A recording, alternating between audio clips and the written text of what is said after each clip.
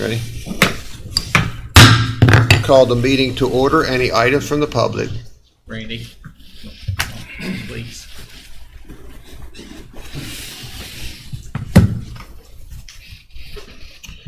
Good morning. Everyone this morning. Just wanted to stop by and bring Sean Wolford over by and introduce to the council. Sean is our emergency manager. He's his second week into this position.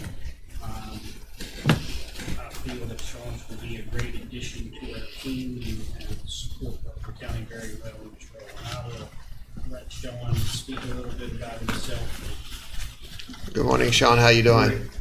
Well, appreciate the opportunity to be here and appreciate the opportunity to be at Berkeley County.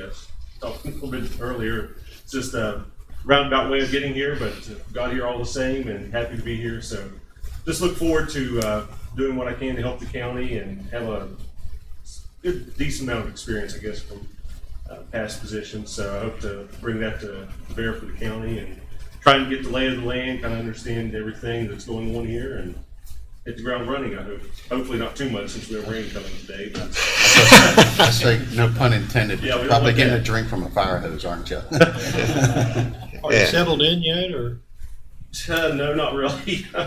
I'm staying with my wife's relatives, and we had a house that kind of didn't work out, so we're doing the house hunting right now. But yeah, we hope to have it soon. My wife's settled in. She has a position with the school, Berkeley County Schools, and As a teacher, or? yeah, Okay. yeah, academic coach. So teacher, she works with the teachers. So. Oh, okay, good. Good. It's good to have you here. And Randy is correct. We do have a great team, and we always look to add to that team. So with the people that will make us even look better. So thank you. Thank you. All right. We actually, I told Mr. Wilford, we actually interviewed him for the 911 director position. I saw him this morning, so you had a tough decision made that, so that's glad to see him on board for the position. Yeah. Yeah. Well, good. Appreciate it. All right. Thank you. Thank you. I'll be right back up. Paper. Yeah. Hey, we'll wait on you. No, don't wait. Anybody else from the public? If you just text me, you just start bringing checks. Oh, okay. Need a motion to approve the agenda. Mr. President, I move we approve the agenda for Thursday, June the 10th. Motion's been made. Do we have a second? Second. Second. Any discussion? If not, all in favor say aye. Aye. Anyone opposed? The motion carries. Purchase order. Any questions on the purchase order? What's with the t-shirts? I'm glad you brought that up. If you look on Let me page- bring that up. If you look on page 4, there's actually 2 items I wanted to bring to the council's attention. The first, there is a purchase order. The total amount of the purchase order is $67,123.02 for advertising paid to the Martinsburg Journal. Of that $66,310.40 is for the second half of the year tax sale. And there is adequate funding in Department 409 budget. You'll also see at Councilperson Barnhart's mention payment to VJ Customs Creation for t-shirts, and these are all grant-funded t-shirts. We have to pay up front, and then we'll get reimbursed, and you'll see that as part of your internal budget revision request. These are t-shirts that are being purchased for the Recovery Resources Center that will be provided to participants that successfully complete programs. The first set of t-shirts says "No Recovery, No Freedom," and the second t-shirt is for the Joe Tip program, and those t-shirts will read "Joe Tip, Be the Change." And when do we get them? They've been ordered. I don't know when the delivery is. I'd like to see them if you can Sure. do that. I can Just curiosity. Mm-hmm. I'll have Tim bring it in. The But these are all reimbursed grant funded. I stopped down in the Recovery Resource Center this morning at 7:30, and there's a couple of young ladies down there today, and we were just talking about, they were telling me how they were getting into the high schools and stuff, and I said, well, the issue is you need to start probably in the grade schools because these kids are seeing it, and they said absolutely. But they do, and I said one of the things that we have to try to figure out that we haven't done yet is to be able to offer services to the children or young adults that need somewhere to turn to, and we're doing that now. So one night a week, it's the resource center is open for them young adults to come in and open up. So I'm glad to see that, because they have nowhere to turn sometimes, because sometimes mom and dad both are addicts and they don't know how to handle it. A lot of pressure. Don't they have part of the program where they're working with the Boys and Girls Club too? I believe so. Yeah, I mean, it's going good. And Tim, I've asked, and as you know, the council started a recovery resources program in January of 2016, so it's now been a little over 5 years. You'll see in your consent agenda today that Stephanie Stout is resigning effective the end of this month. She's taken another job, kind of doing the same thing but in the private sector, and has been offered an opportunity that we absolutely can't compete with. Also, Laura Gress she's interviewed and probably will be recommended for a case manager's job at the in the day report center. So she'll be going from recovery services, and I think that's going to happen from recovery services to day report center.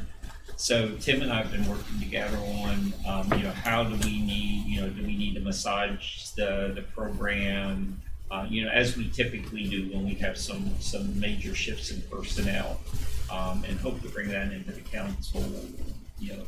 Stephanie's not leaving until the end of this month. Bring it into the council in the next couple of weeks once the council president returns from vacation. So. All right. Anything else on the purchase order?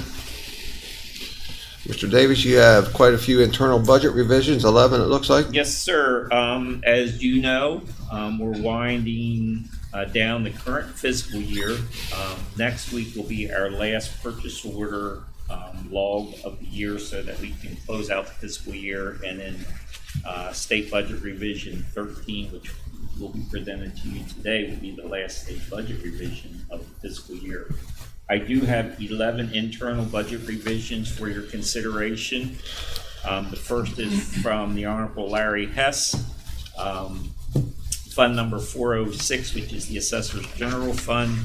Mr. Hess was requesting that he be allowed to reduce line 568 other contributions by $600. Current unencumbered fund balance is $2,100. And then this line, bless you, 222 dues and subscriptions by $600. That account currently has an unencumbered fund balance of $316.20. The next request is from the Extension Service, Department 412.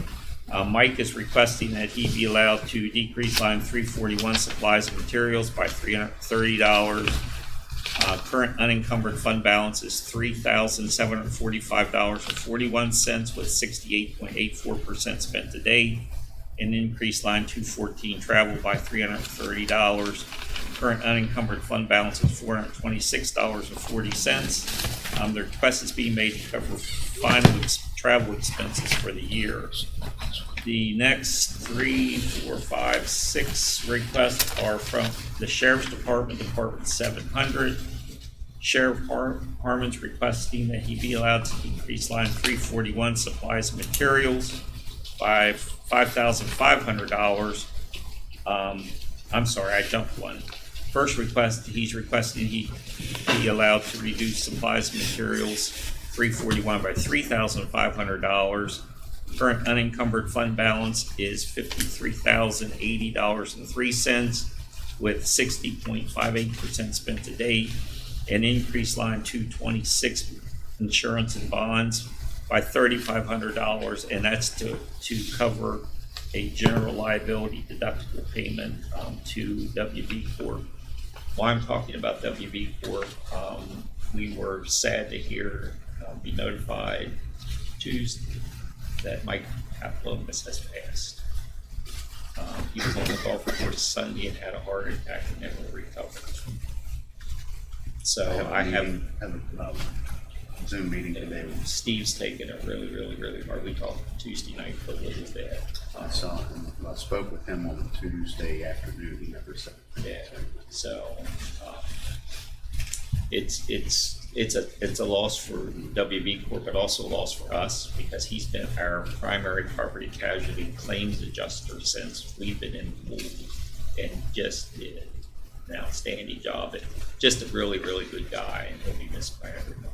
So, the second request from Sheriff Harmon, again, Department 700, decreased lines 341 supplies and materials by $5,500.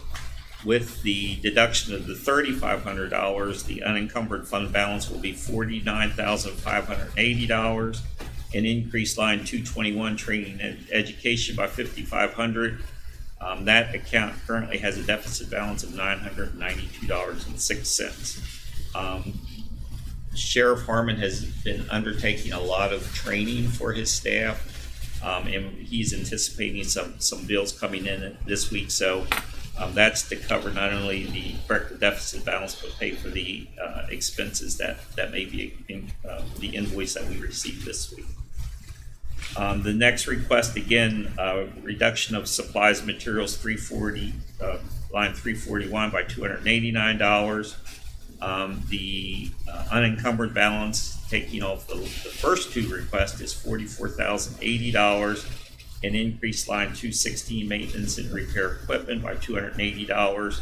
Current unencumbered fund balance is 35 cents with 99.99% spent to date. And the Comsonics equipment needs some repair, so this is for payment of repair of that equipment. Next request, again, Department 700. The sheriff is requesting that he be allowed to decrease line 103 employee salaries by $42,000. Current unencumbered fund balance is $483,305.72 with 85.46% spent to date. And increase overtime by $42,000. That account currently has a deficit balance of $7,286.33. I did verify the amount so that I did look at salaries, and he will have that surplus at the end of the year to cover this fund request.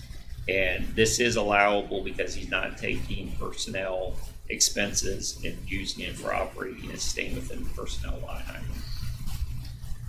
The next request, again, is to reduce line 341 supplies and materials by $195. Current fund balance, with taking in consideration the previous request, is $43,791. An increased line 212 printing by $195. That account currently has a deficit balance of $195. The next request, again, is within the personnel line items. The sheriff's requesting that he be allowed to decrease line 106-00, which is PERS retirement, by $10,244. Current unencumbered fund balance is $10,244.55.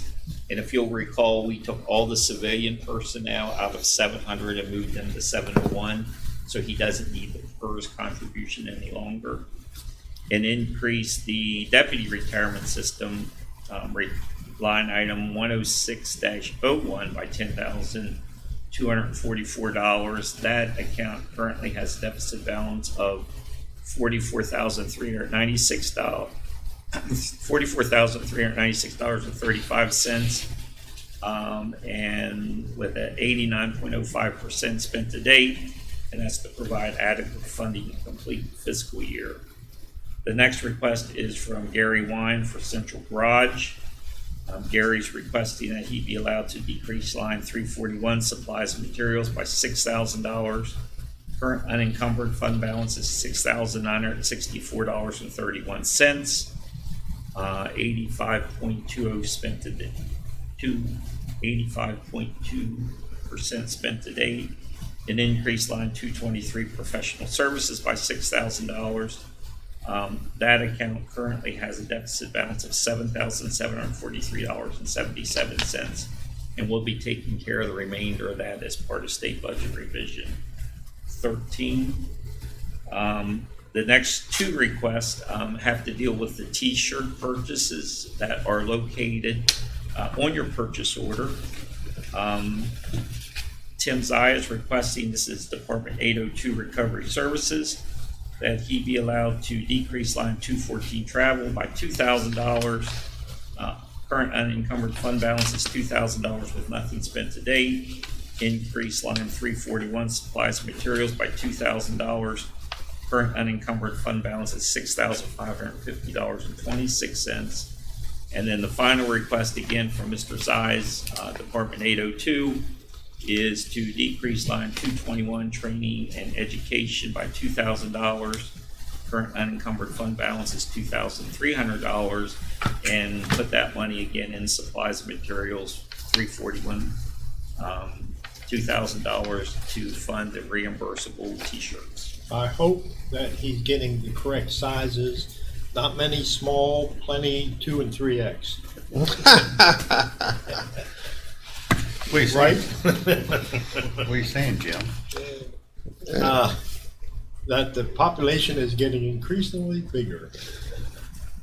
Sad to say, most of the time, the people that's got a bad addiction Or bigger. are smaller. Some of Well, them. Yeah. smaller and bigger. Yeah, it's hard to say. All right, we have change in status. We have new hire recommendation received from Chief Court Marshal Mike Lang for Bill Polk as a custodian with an annual salary of $24,786 effective June 16, 2021. We have a new hire recommendation received from the Honorable Larry Hess, assessor for Sarah Bean as a clerk with an annual salary of $33,700 effective June 1st, 2021. Change in status received from the Honorable Sheriff Nathan Harmon for Jody Stickler. She is receiving a salary increase for graduating from the West Virginia Police Academy. Her salary will be going from $41,475 to $42,836 effective March 29th, 2021. Change in status received from the Honorable Sheriff Nathan Harmon for Eli Hooper, and Jason Miller. They are receiving a salary increase for graduating from the West Virginia Police Academy. Their salary will go from $41,475 to $42,836 effective May the 29th, 2021. Letter of resignation received from the Recovery Resource Center for Stephanie Stout effective June 30th, 2021. Any questions on the change in status? We have we have a minutes, from May the 27th, 2021. Everyone was present. Everybody okay with those, or is there changes or corrections? Okay. Okay. We have the county council calendars. We'll be having a public hearing today here at 11 o'clock, 6 p.m. tonight here in the chamber for another public hearing. We'll be back in the chambers on next Thursday on the 17th at 9:30. And be closed for West Virginia Day coming up on the 21st, which is on Monday. Board and commissions, the fire board has been canceled for tonight. We have Monday the 14th, 1 p.m. Region 9, 2:30 p.m. LEPC, 5 p.m. Water District, 6 p.m. Airport Authority, 6 p.m. Farmland Protection. Tuesday the 15th, 11:30 a.m. Parks and Rec, 5 p.m. Sewer and Stormwater District. Wednesday the 16th, 4 p.m. Berkeley County Criminal Justice, 6 p.m. Solid Waste Authority. Any changes or corrections to those? Yes, sir. The health board will meet at 4 p.m. on the 14th, and it's an actual meeting at the Berkeley County office. In person. Actual meeting. Thank you very much. As opposed to Zoom. It's really going to disappoint you, Jim. Well, it interferes with my water district, but All right, we have a bond release for Vanville Substation file number 20092-215. Engineering Department has made that recommendation. Any questions on that? And we have a resolution in your packet for Community Corrections Grant. Any questions on that? If not, I entertain a motion to approve the consent agenda. So moved. Second. Motion been made and seconded. Any discussion? If not, all in favor say aye. Aye. Anyone opposed? The motion carries. Mr. Hess, well, I think we got a couple minutes. We got a bid opening, so we'll make it quick. Get you. Good morning. We have one personal property tax exoneration due to taxpayer error. Yes, we do. That was from the Volkswagen ownership. They reported the vehicle, but they said it wasn't in this district, but they reported, so we had to put it on the system. So All right, entertain $330.36. a motion on the one personal property tax exoneration due to taxpayer error. So moved. Second. Is it a positive motion to accept? Okay, all right, we have a motion on the floor. We have a second. Any discussion? If not, all in favor say aye. Nays? Nay. The motion, this record show the motion failed. You have four personal property tax exoneration due to office error. I do, and they, for the reasons that's listed there, they total up to $647.78. All right, we have entertained a motion on the four personal property tax exoneration due to office error. Mr. President, I'll make a motion to approve the four personal property tax exonerations for the reasons of office error in the amount of $647.78. Second. Motion been made and we have a second. Any discussion? If not, all in favor say aye. Aye. Anyone opposed? The motion carries. And you have two applications of consolidation of property. I do. One for Michael Parmesan. He had two parcels in the Peckham district, map 11, parcel 40.4 and 40.1. They wanted to just get one tax bill, so we consolidated those. The other one's for David Corey. It was in the Jarrettstown district. He had two parcels. One was in map 20, parcel 62. The other one is map 26, parcel 163. Same thing with that one. We wanted one bill, so we consolidated those two. So just have those two consolidated. Okay, entertain a motion on the consolidations of property. So moved. All right, motion been made and seconded. Any discussion? If not, all in favor say aye. Aye. Anyone opposed? The motion carries. All done in 2 minutes. Thank you, Mr. Hess. Have a good day. Thank you. All right, next on our agenda, we have a bid opening, RFP, Safari Land Defense Technology, less lethal, is the one that we will open up first. The first bid opening is essentially for training rounds for the sheriff's department. It's, as it's indicated, these are non-lethal. It shouldn't say less lethal. I guess it should say non-lethal rounds. These are crushable foam rounds, and reloadable shot training kits and some other things that the sheriff had hoped to purchase for his special response team. It was properly advertised in the Martinsburg Journal. We have certification publication on file indicating that it was advertised on May 21st, 2021. It was also distributed to various vendors. The date and close time for the bids was 4:00 p.m. yesterday, and there were no bids received. And the sheriff was notified this morning that I met with him, so he's aware of that. All right, the next bid is the RFP on the ammunition.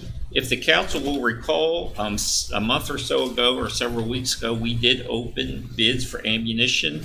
At that time, we did receive several bids, all indicating that the delivery would be backlogged. The sheriff did decide to take the lowest responsible bid and purchase the bid. Half of it's coming out of his gun fund. The other half's going to come out of the forfeiture fund and not the general fund. And we certainly appreciate the sheriff working with us on that. In anticipation of needs for next year, we've advertised again for ammunition, knowing that it could be 6 or 8 or 10 months before he gets it in. So this is actually the second proposal, the RFP for ammunition. It was advertised in the Journal. We have certification of publication that indicates that it was advertised on May 21st, 2021. The sheriff is requesting 15,000 rounds of 9mm Federal 147 grain, 20,000 rounds of 223 tactical bonded 62 grain, 50,000 rounds of 9mm ammo, and 75,000 rounds of 223 Remington 5.56 55 or 62 grain training ammunition. The deadline for bids was 4:00 p.m. yesterday, and we received 2 bids prior to the deadline. He really uses that many rounds? It's primarily training, Jeez. They have to shoot, what, a 2,000 rounds? 2,000 Well- rounds per deputy. I think. Really? and they have to do daytime and nighttime now. Same way with our court martials. They had daytime fire and nighttime fire. Or at least that's what we've always been told by it's 2,000 rounds a year. Right.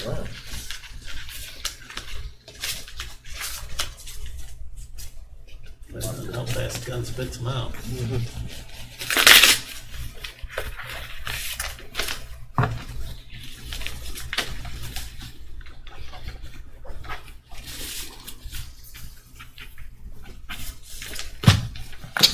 You're not done cutting yet.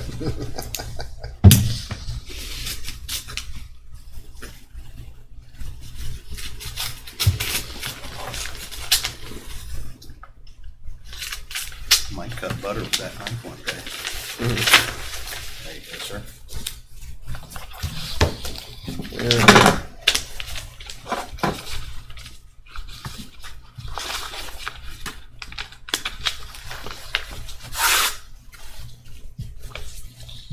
All right, the first one is from Mountaineer Custom Cartridge, Oak Grove Road, Grafton, West Virginia. 9mm Federal HST is cases of 1,000 at $305. Total price on that is $4,575. The next one is a 223 Remington 5.56 Federal, or Federal, I should say. Looks like. Case of $257 for the 20,000 rounds. That would be 25,700. 9mm ammo, which they're saying it's going to be a PMC-9A, 115 grain. Is going to be a case of 1,000 is 220. For 50,000 rounds, it's $11,000. 223 Remington, 5.56 ammo. Again, a PC 223A, 223R, 55 grain, full metal jacket. Cases of 1,000 is $340. I'm sorry, $340. For 75,000 rounds is $25,500. Total bid of $66,775.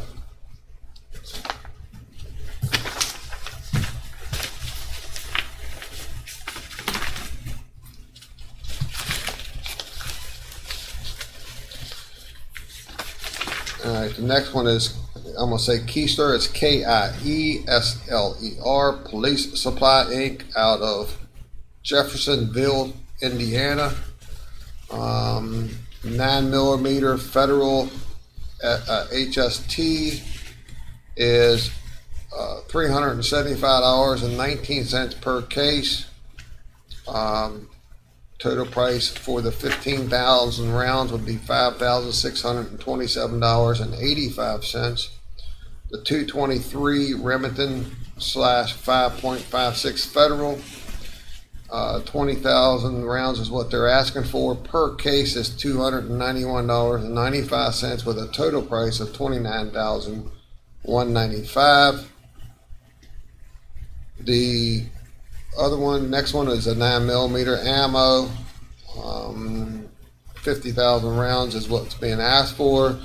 $230.51 per case at $11,525.50. The other one's a 223 Remington, 5.56 ammo.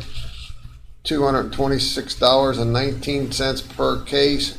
At 75,000 rounds would be 33,928.5.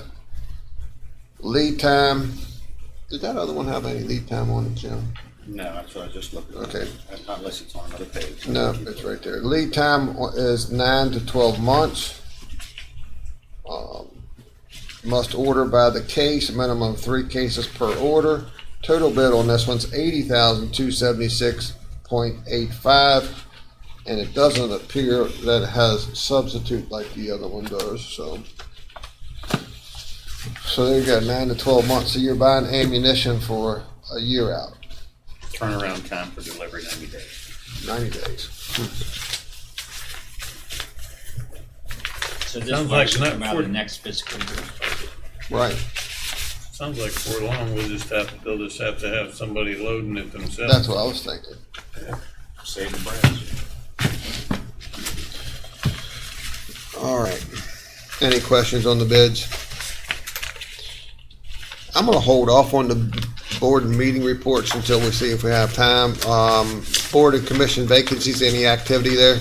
Yes, sir, Mr. President, I'd like to, let me see where it is. I'd like to reappoint Wayne Dunham to the Public Service Water District for another term, another 6-year term, which I believe it is. They are long terms on that in the water or I'll sewer second that. district vote. Motion been made and seconded. Any discussion?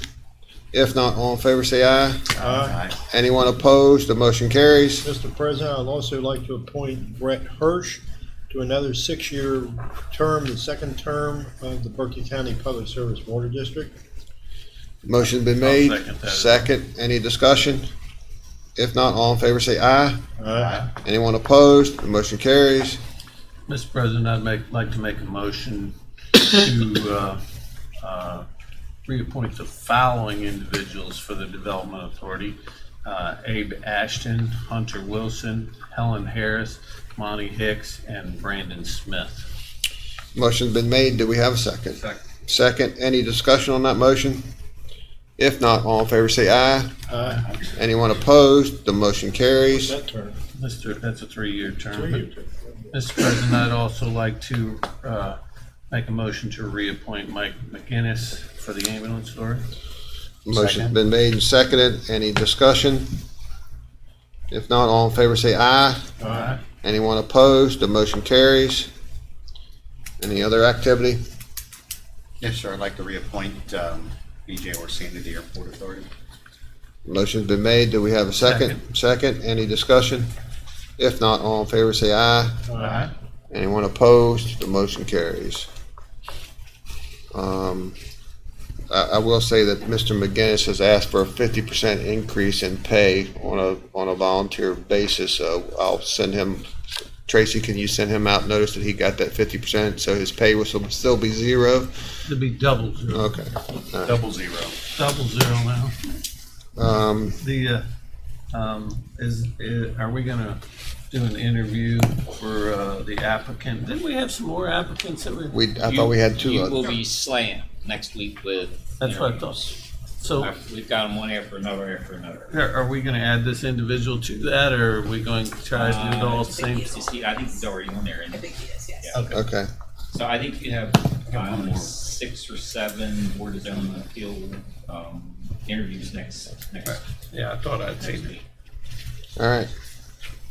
Anything else? Okay. All right. Let's move on. Next on our agenda is John Canfield, Citizens Concerned. And what's the name of your subdivision, sir? Alamo States. Okay, come on forward. And we have people from the MS4 here. We have our engineering department here. And are you from DEP or? No? Yeah.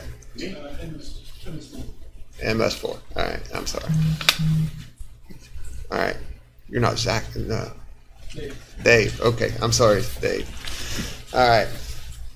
All right, John. We got through all the read ahead. We've seen the photos and all that stuff. So tell us what's going on. And Great, all right. great. Now, This is tough for me to do. I've already, you've got a supply of the petition. Yes, sir. We, This all started back, say, late September, early October. These guys come in clearing this lot right before the home, using trucks to crash through it. My wife was worried. I said, take it easy, honey. Just a bunch of young boys trying to build a house. Well, this went on. They had a skid loader up there till 2:30 in the morning. Honey, take it easy. It'll be over. They'll get it done. But then, come about November the 2nd, there was, they started blocking the road. It was actually before that. Working in the road, because it was all mud hole. And they just blocked traffic.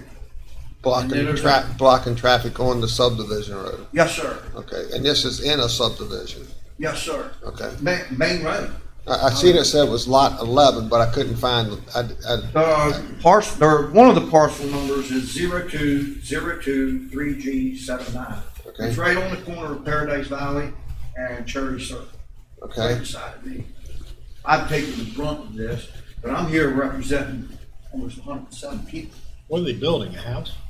They ain't doing nothing but scrapping cars. Scrapping cars, selling cars, cutting off catalytic converters, making noise all hours of the night. They'll shine lights. They calm down a little bit. They come in with big, loud exhausts, everything cut off of it, and raising cane through there. There's been all kinds of complaints and stuff on that. They've since blown everything up that they come in there with. Now they got a little bit quieter vehicles now, like, hey, take this. We've had enough. We've had enough back here. One night they went till 2:30 in the morning, scrapping cars.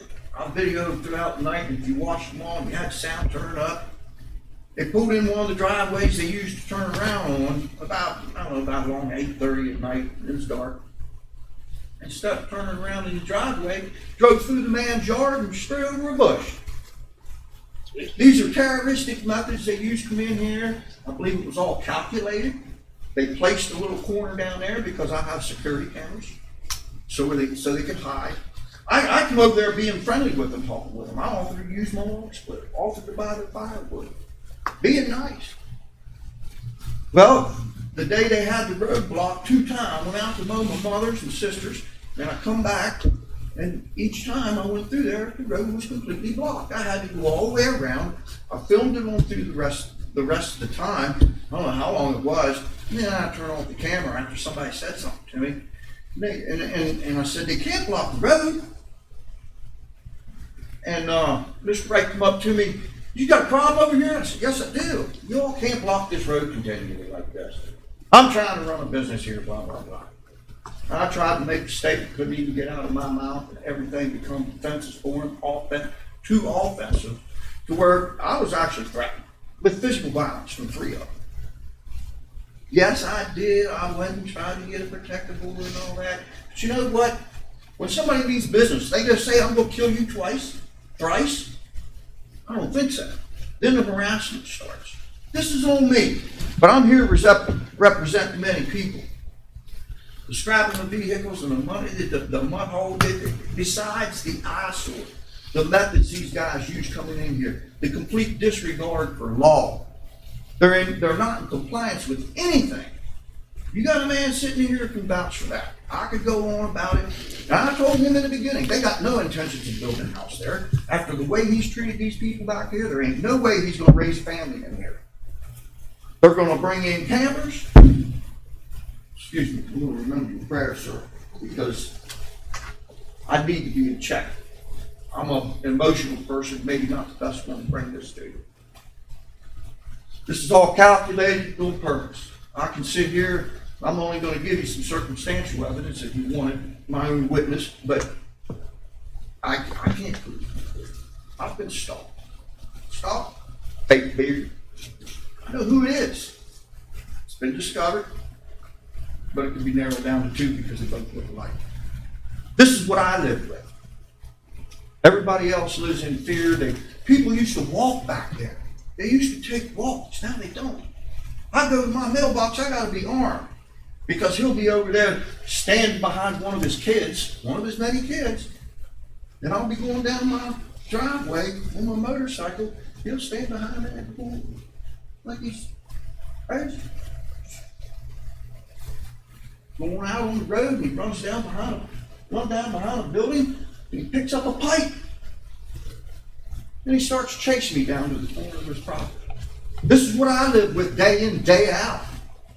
I know these departments, they only got certain things that they need to pay attention to. You're not compliant to this, you're not compliant to that. But you know there's laws on the books that they could have been arrested for the violations that they're in.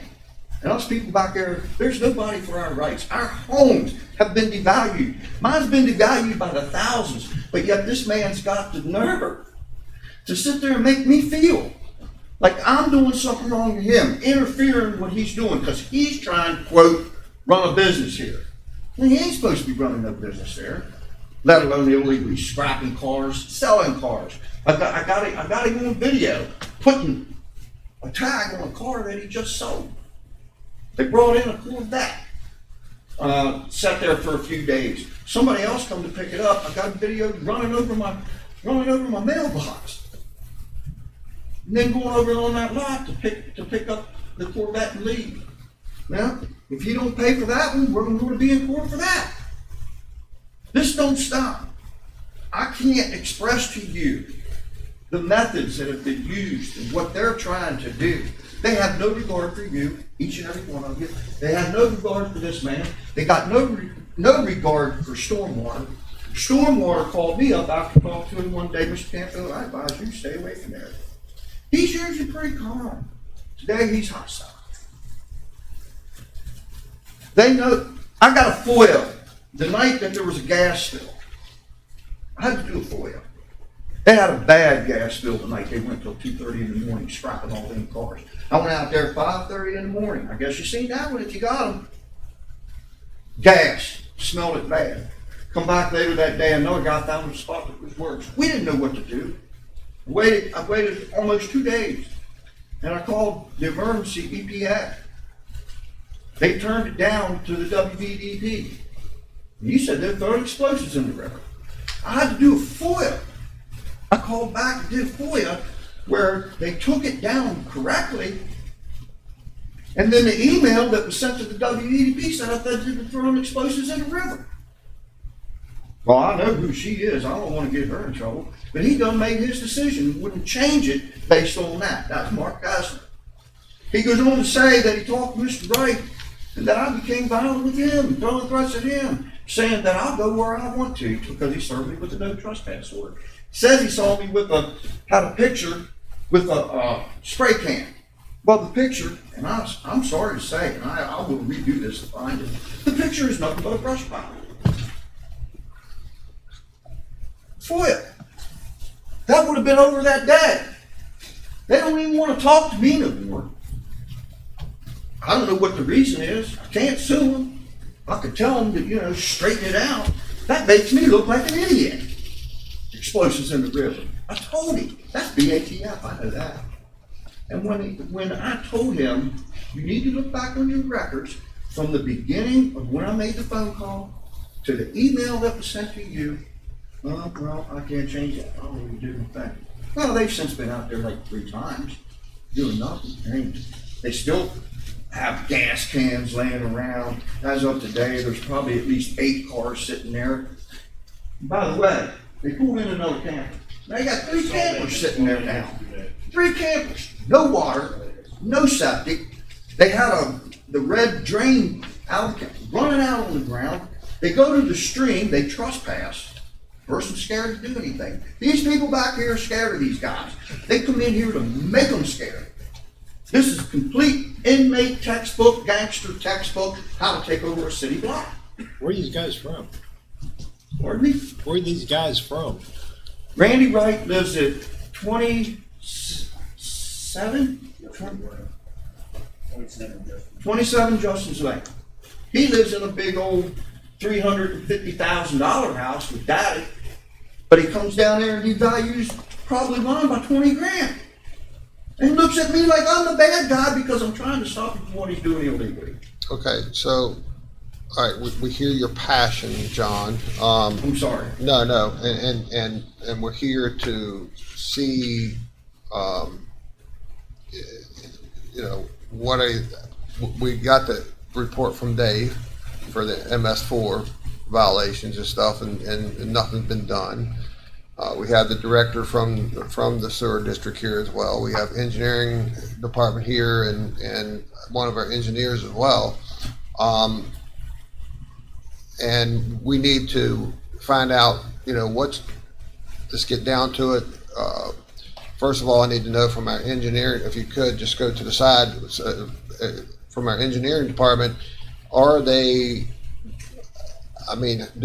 permitted to do anything? And actually, when it gets into the water and the sewer and the campers, that gets into the health department, they have the right to shut them down for that. I've been to them. There's a stream right there. There's a stream right across the road that flows into the Potomac River. Well, that's DEP. DEP has every right. If there's a, I've heard they've been told to stay away from it. well, okay, so what do we got? From the engineering perspective, we are in process of gathering evidence and enforcing the IPMC property maintenance code for the vehicles and a catch-all, which is 302.1 partial sanitation. And regular communication with Shannon Kaiser, who's the prosecuting attorney assigned to us. With his guidance, we're developing evidence. The problem that may arise from this is the penalty is nothing but a fine. We have no means to force compliance, even if they don't pay the fine. To my understanding, and Anthony may need to comment, Shannon Kaiser had informed us about 8 months ago that I want to make sure I get this right. That's all right. The penalty of it has changed in West Virginia law, so jail is no longer an option. Well, I don't think the law, that would be Anthony's job. So, I just wanted. as far as enforcement, we are aware of it. We've been documenting for months. The criminal complaints have been filed.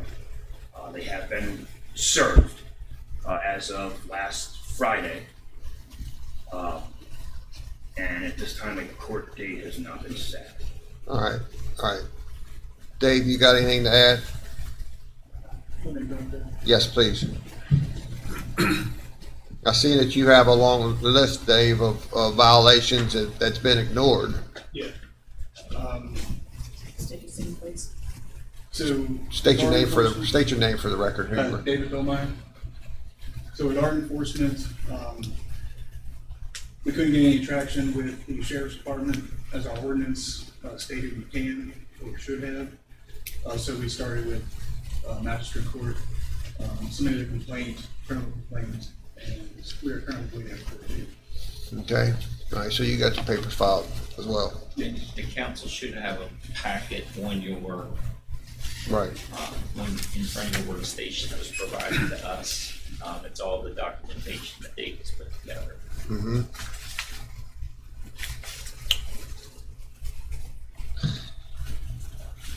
Perfect timing, Sheriff. Yes, sir. We have a situation on a piece of property that has been served a stop work order on a piece of property. We have property violations. We have a gentleman here in the subdivision with a petition of 150 people. Did you say, John? Sir? I believe it's in the neighborhood. About 107. people. It's a small community. That a gentleman is absolutely, it appears to be that the gentleman that owns the property is ignoring everything. Anthony, why don't you come to the podium and tell us your side from the legal standpoint? Because I know we're going after people that I'd violate. like to have a meeting with everybody so we can kind of go through all of this and see what the options are. It seems like this place is a nuisance where you would have a private cause of action, essentially, meaning a lawsuit. Is this place inside the subdivision? Is the property in the subdivision? Yes, sir. Or is it the HOA? It's like right at the entrance as you come into the There's a couple places and then pow, here it is. Is the Welcome to Alvin Mall. Does the HOA have an attorney? The HOA is fallen by the wayside. But You've talked to there are people who made complaints to the sheriff's department not taking it. The last time they come out to me, I said I'm done calling unless they listen to the tiger. They come over the radio. 15 times I've called since December. 15 times. There's a salvage yard ordinance as well that I don't think I brought up too much. But there are a number, I think if we get everybody together at a meeting, there might be some ways to talk about that. Well, Anthony, I know there, and Dave and our engineering department, I know that there was another situation that someone was bringing in junk cars at night. They've done that. And they put them on a piece of property that wasn't licensed to do that. And DEP shut them down in a week, and another week later they were gone.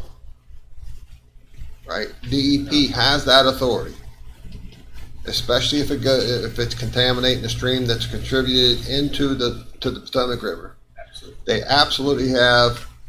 I don't know who has authority of operating a junkyard without a license, but that's absolutely enforceable somewhere in one of our regulations. So, John, I'm going to introduce you to our attorney, Anthony Deleghetti. Right?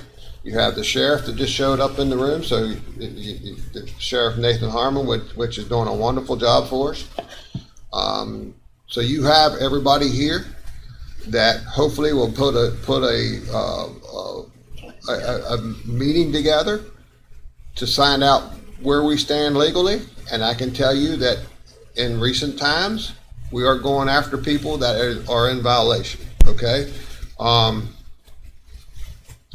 So Anthony, you going to get this all scheduled up? I will get this scheduled in addition to the criminal stuff, which is pretty much limited to fines for property code violations. There might be other crimes involved. There may be some civil action that the county could take if it's of such a nuisance. If it's a public nuisance, that's kind of where that opioid litigation comes from. It's public nuisance. It's a little bit harder to bring a claim like that. So I mean, according to the photos, David, they are absolutely violating MS4. Yes. Just turn their nose up. And DEP. And they've been working on their stop work order since May 1st. Well, if you have a petition March of 1st, over yes. 100 March people, 1st. obviously there's a public Oh, issue. yes, it certainly is. Certainly is. Yeah, we notified Glenn from the health. Yeah. Notified Glenn from the health department, when you were referencing the sanitary discharge off of the campers directly into the ground. They are aware of that and they're developing their part as well. So, Something may have been done because that's not there no more unless it's hidden. well, they caught me taking photos of it, so they may have. It still stayed there for a few days till after I spoke with the health department. After I spoke with the health department, after a couple of days, it kind of disappeared. I don't know if they got a hold of it. I talked to Sheriff Horn. I had a piece of mail for this Kirby that lived there. Kirby's you the crazy man, you crazy, yeah, you make it happen. That's him. And a piece of mail came to my address, 905 Paradise Valley Road, for this Charles Kirby. I wanted to know what it was for. I don't know. I don't know where it originated from. The Sheriff Department hasn't been able to get back to me about that. But I don't know if they're actually using my address, giving her this guy that's staying there, not right, is completely off grid. He's been arrested multiple times, and I'm telling you, he's crazy. I may have made a mistake, but one time he was coming to me. They had the roadblock again, and I'm just going to be honest, sir. First of all, I'm disabled, which is what I should have told the judge. I can't run. My days of fighting are over, believe me. That first night had been a little bit different. And if my dog was still alive, died the night before that, it would have been a little bit different. He'd have crossed that, I guarantee you. Maybe that's why he died, so it didn't happen. These guys are crazy. He's gonna come in here like I'm super dad, I got all my kids and all this, and oh, I'm just a young guy. This is a family thing. I don't know how much you all are willing to investigate this. I think you're gonna find out it's a family affair. He's a pawn, don't know it. Kirby's a pawn, don't know it. There's a leader in it. You can take my speculation or you can go investigate it. I'm willing to spill my guts here of what I know, but I can't prove it unless you believe my word. Well, no, it does say a lot for you to be here and speak out about what you see and be the voice of the 100 and some people that haven't signed the petition. Sure, somebody's gonna get hurt back there. Yeah. Well, I've heard rumors that I don't like. yeah. All right. I mean, if there's people, they've made people back here crazy. We don't deserve this. This is a peaceful community. I'm afraid to leave my house. I'm afraid to stay in my house. I shouldn't have to walk to my mailbox armed. I worry about my wife every day she leaves, thinking something's gonna happen. These guys, they're well trained and they're inmate educated. Well, Sheriff, sounds like we might have another situation like we was talking about this morning. Mr. Canfield, I just wanted to, apologize for anything that was not handled previously, but I can assure you this, when I looked into the tax department and the system from the assessor's office, inquiring about why you got mail in this gentleman's name, it did not come from our office. So I would need the actual document to look at it, to be able to track it down, to find out what office it came from. I understand your frustration. I would love for you to stick around, and I would love to follow you to your house. Okay? Great, sir. How did you get a first-hand look?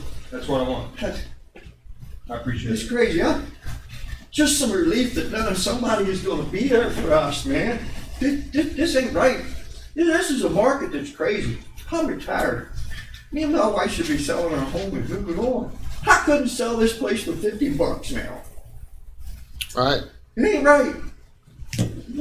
We feel like we've been dumped on, and I've told people, I've defended you guys, until they got a piece of paper that they can enforce this, it's just gonna have to culminate. But in the meantime, the little girl's walking down there to get on the bus stop, got a hold on to her cell phone. Poor little girl on top of that. I know about heritage and some people, the way they do rebel flags, these guys, I guarantee you, if they bust loose on that little girl because she's black, it ain't come. I ain't standing still. Yeah. The man's dog comes over on my property. I got it on camera, and I told him, this is the last time I'm telling you, keep your dog over there. F you and your dog, I'll kill you though. All right. Really? Sounds like You we're can threaten me, but you threaten my pup. I got 2 dogs. They might have said dogs. I go to bed at night and I don't get no rest. I wake up tired, my eyes are heavy, I try to carry on, I try to be what I'm representative of, which is Jesus Christ, and I appreciate this man right here this morning trying to keep me in check with prayer. I felt sorry for him and prayed for him back there, and just hoping that he's a godly man, Lord, protect him, keep him safe. Let him around if he's doing your work. Then he stands up and leads the prayer. God's here today, okay? If he ain't with you, he's with me, and I know it. But this is crazy. It's made me stronger, okay? But in my strength, I'm weak. I'm lost. There's nothing else I can do short of taking the law into my own hands, and that's not what I'm about. And if it comes to that, help us. Don't delay. We've lost enough money. We've lost enough time. I'm probably an extreme factor here, down to, that's an eyesore. If I get caught taking a picture, they give them a hard time. Everybody. They don't have no regard for nothing. Don't believe it when this man comes in here and tells you and gives you a story and he's trying to tell. I'm a man of compassion. I'm a man that give the man a chance.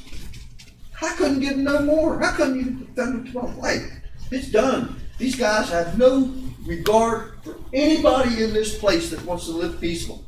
But yet he's living over there, ain't nobody bothering him. And all we are is a pain in his behind. He thinks he's in compliance because he's right. All right, well, John, we've heard you loud and clear. You've got an invite by the sheriff. All right, I'd advise you to take him up. Okay. Absolutely, sir. We have MS4 on it. We have our engineering department on it. DEP will be. I'd like to know what's going on with them, because they have every right to be on that, be checking out this piece of property. Anthony, you got it from the legal side. Yeah, we're gonna give me your information. We'll set up a meeting. The sheriff's gonna go out there with you today to the property. Okay. Yes. All right. So, John, if I think you've gotten your point across, sir. And I'm gonna go ahead and take a break, and you all can talk and go from there. Okay. Thank you so much. Thank you.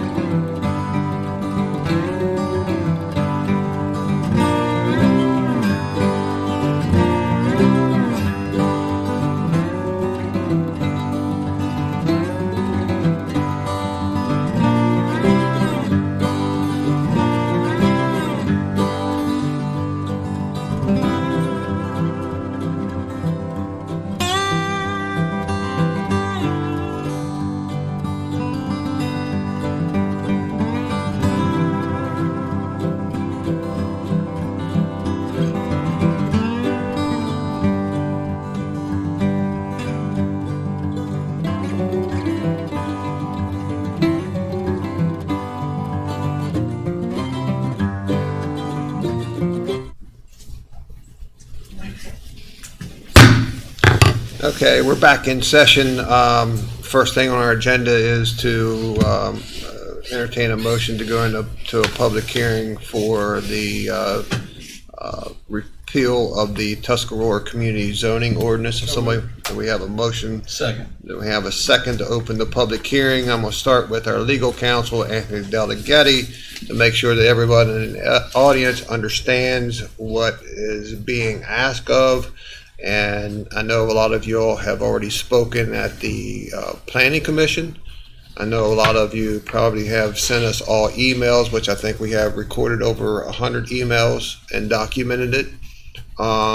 So I would only ask if you have something to say that please speak your mind, but don't be repetitive if you could.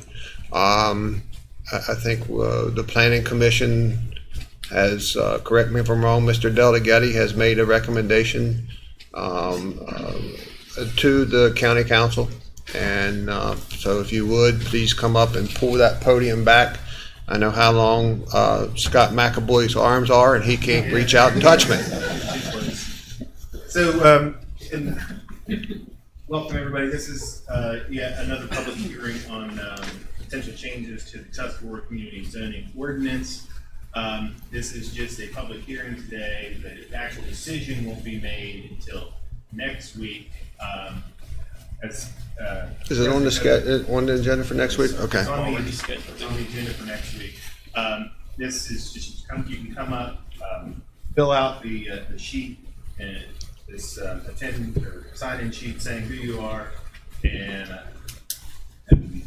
just go ahead and pass that around if anybody wants to sign it. Is there a pen there as well? Just pass it around and you can sign it. You can make whatever comments you want. Try to keep it short. President can cut anybody off at any time after you don't want you taking all day. I think the council is very well aware of some of the public sentiment and received a lot of emails. The council initially, there was just this petition before the Planning Commission, and that was going to come up to the council. The council wanted to have more public input and sent out letters to members of the community and schedule this other public hearing here. So we appreciate coming out today. If there's any other, you can ask questions, but the council doesn't have to answer anything. It's your time to speak. Okay. Well, and if there's a lot of people wanting to speak, then we won't have time to have a conversation. But Mr. Delligatti is correct. I just want each and every one of you to understand that one of the things that this council had decided upon on this is to get a lot of feedback from the public. Okay, you're very important to us. We want to get feedback. You're one of the 2 zoning districts in Berkeley County. I think this one was done in 1984, 72. 74. I got okay. So we wanted to hear back. I think according to some of the emails that we have received, it's like some people are saying in their emails they want to keep this piece of property as it is, and they like the country setting. Well, actually, just so everybody understands that the zoning ordinance does allow for residential development. All right. One of these days, if not, unless somebody wants to do something with the property otherwise, it's just permissible to have a residential subdivision. And if I'm correct on that, Mr. Delligatti, is the density of the subdivision could be higher than what is actually being proposed. If you include all of the area there, yes. That proposal included duplexes, which was not permitted under the ordinance. Villas, right. Right. And other commercial, which would not be. But additional houses would be allowed. Houses generally, yes. So, and I've read the ordinance a couple of times. So, did it permit it, or did it permit it under exception? Permit what? High density homes. My understanding is that it allows high-density homes under exception from the BZA. Correct. You Okay. would go before the Board of Zoning Appeals, depending on what the proposed density is. Right. It clearly said that it had to be single-family units, not duplex. Right, Something couldn't be done through the Board of Zoning Appeals. right. Okay, all right. Mr. President, if I may, just for the record, this is a public hearing, so it was properly noticed. It was advertised in the Martinsburg Journal on May the 20th and May 27th. We do have certification publication on file. At the direction of this council, we went one step further and we by U.S. Postal Service, mailed a notice to everyone that we could identify as being in the zoning district. As you mentioned, we did receive quite a response to the surveys and also through emails, and I do want the record to note that and this is part of public record, that every survey that we received was in opposition of the zoning changes. We have not received anything in writing to support the change in zoning. If I could just second you, I'd like to also say that over the 6+ years that I've been in the council, it's been very tough to try to get anybody to serve on those boards.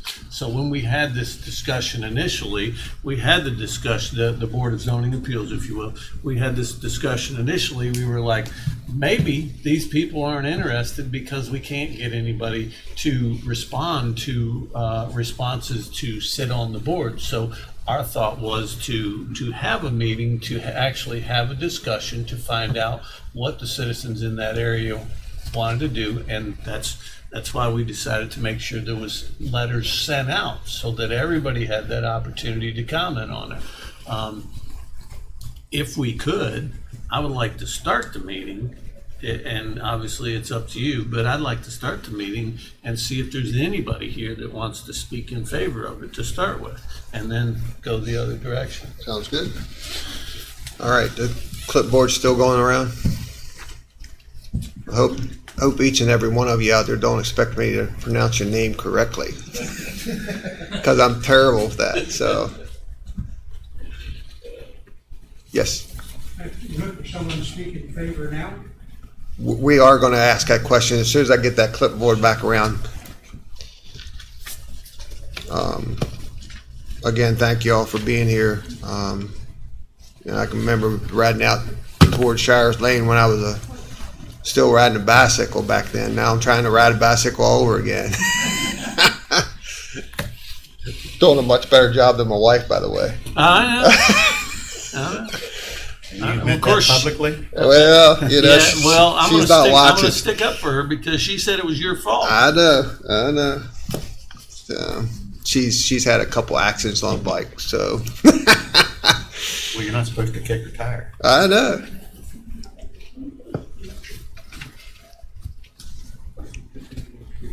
What we'll do, the process is the clipboard, if you want to speak, it will come up to me. I'll try to pronounce your name correctly.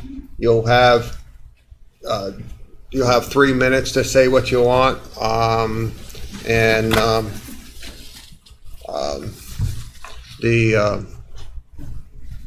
but I would like for you, when you come to the podium, you'll need to state your name correctly and your address, because it does make a difference to me whether you're in the zoning district or you're outside the zoning district.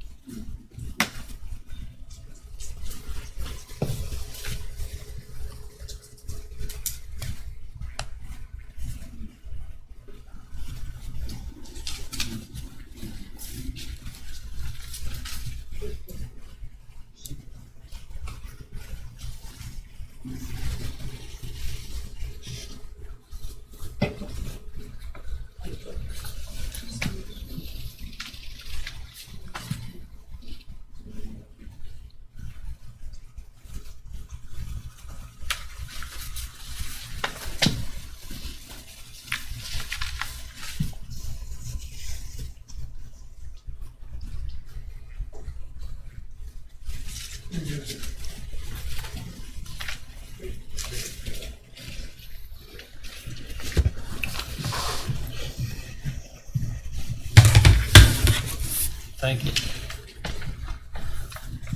All right, sir, at this time, if you would like to come up to the podium and if you're in support of the request, I'd like to hear from you first.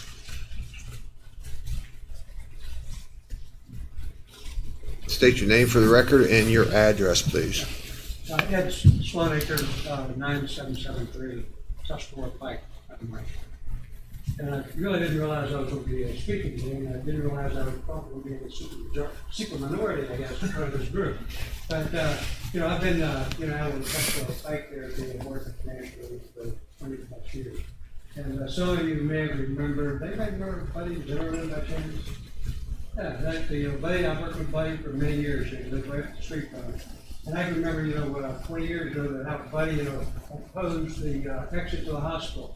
There's those who've been around long enough to remember there was not an exit to the city hospital. And Buddy had to fight because he didn't want to see any development on the west side of the interstate. But Buddy lived on the west side of the interstate, for the cash. And so now I think most of us would agree that as we got that exit, we got used to, taking the exit there at the hospital. It makes it a lot easier to move around Martinsburg to the port. And I'm looking at the same thing with the repeal of the zoning, is that I don't really think it's going to change any of our lifestyle, any at all as we go forward. I think it's going to be just better for the community, and it gives the ability to expand what opportunities, are available on the west side of the interstate. And instead of, working with a very small district, with that Tuscarora district, it's got a new set of rules than what everybody else has to operate under. So I would, in fact, would be in favor of trying to have that repealed and be able to open that up, to be able to be more like the rest of the county and be able to program some development at some point going forward. And we're seeing, that when that zoning was put in place, I'm not sure if 81 was there, but certainly, we didn't have the development, we have in Berkeley County that we have now. And like I said, we're going back to 1954. Yes, there's a lot of things that have happened since then, so I think it's time to move on. That's pretty much it. Thank you, Ed. All right, next, first on our petition here is Scott McAvoy. Was that all that was? Oh, is there anybody else? I'm sorry, you're right. Anybody else in support of it? Okay, Ed, you're correct. Scott.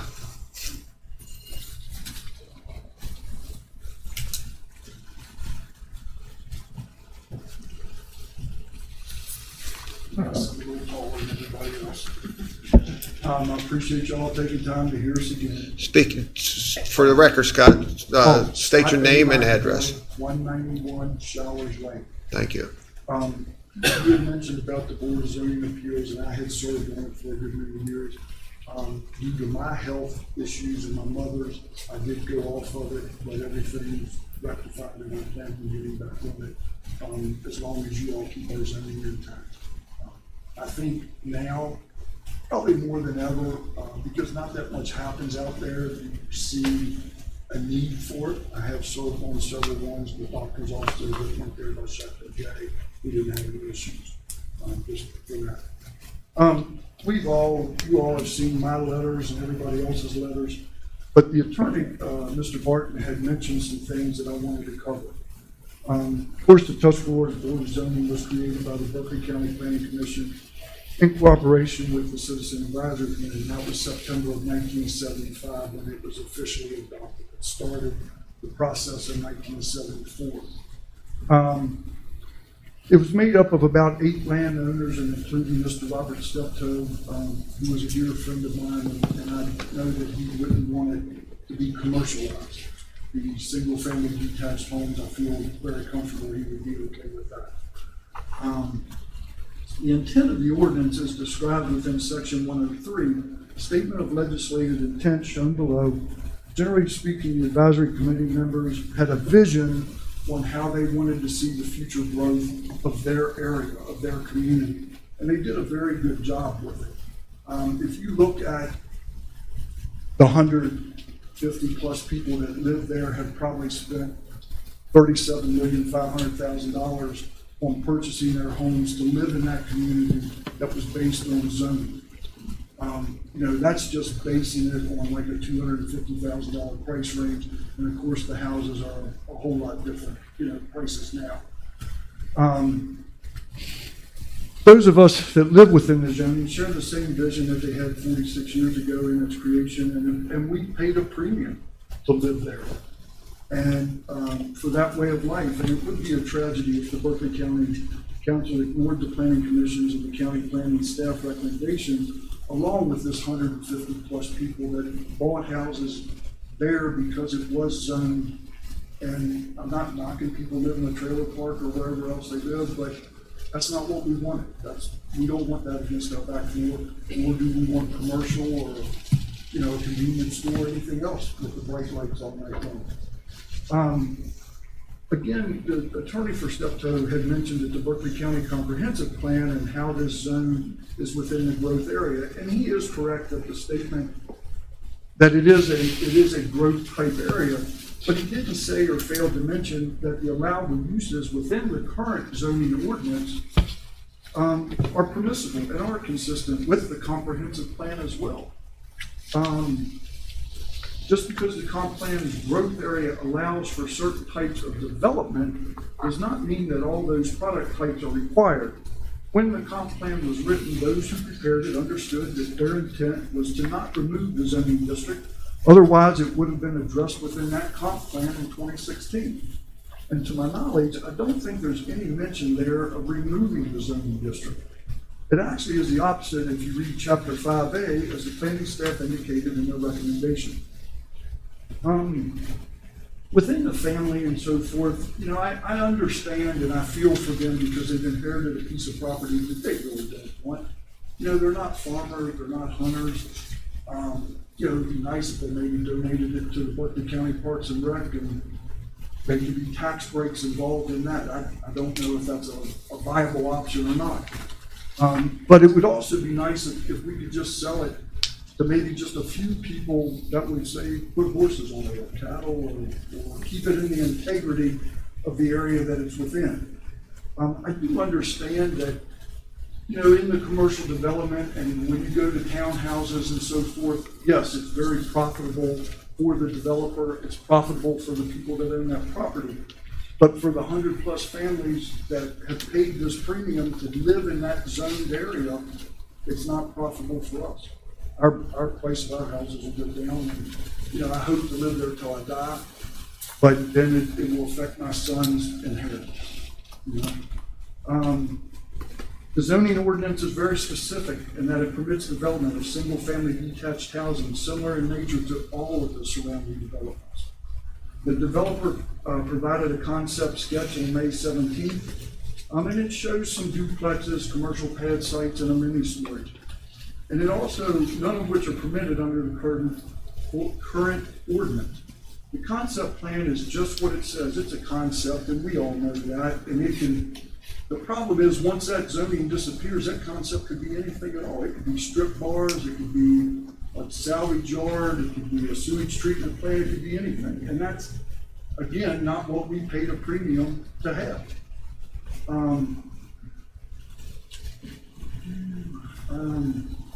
The surrounding communities and neighbors are not naive, and we knew that one day this was going to come about. But this zoning has stayed in place for 46 plus years. We would love for it to continue so that, like I said, when I pass on, I'd like to leave my house to my child and him have a fair value of it. Make it quick, Mr. McAvoy. Am I out of town? Huh? We're being very lenient. Okay, I appreciate that. And maybe somebody would give me part of their. Oh, you can do that. You can have part of my sketch. All right. I've tried to cover it. No, you're fine. From both Go ahead. points of view. We want you to have the time. The Tuscarora Community Citizens Advisory Committee had a vision of what this area was to become and how it would develop. Their vision is shared by all the residents in this area and a major reason why we've chosen to live there. The zoning exhibit concept plan prepared by Fox and Associates indicates a total of 188 villas. It shows roughly 96 in phase 1, but nowhere do you see where the other 92 are going to go. You don't see. And then once again, if the zoning disappears, then it can become anything, and we don't want that. The commercial component also shows on parcel 7, shows a mini storage in a 1.35 acre commercial building, use not identified, with the remaining acreage to the north as future commercial. Again, it has one access point off of Tuscarora Pike. That, I don't think that's gonna handle 20 acres of commercial area. So then you're gonna have to put an access area onto Shires Lane, which is already a very narrow lane and has plenty of traffic on it. It's not gonna handle the traffic. Once the restrictions, if they are lifted and removed, then there is nothing to hold any developer to whatever they want to build or do or whatever, and that, again, is not what we want. The intersection with Shires Lane and Delmore Orchard Road, Tuscarora Pike, at peak times, very congested. It can take 10 or 15 minutes if you're, when school's in, for us to get out our lane. If you add another 188 houses or duplexes or whatever right there, again, the infrastructure on that roadway, you'd have to have a 5-lane, 6-lane roadway there to handle the traffic. You could do 4 lanes now and probably still not handle it.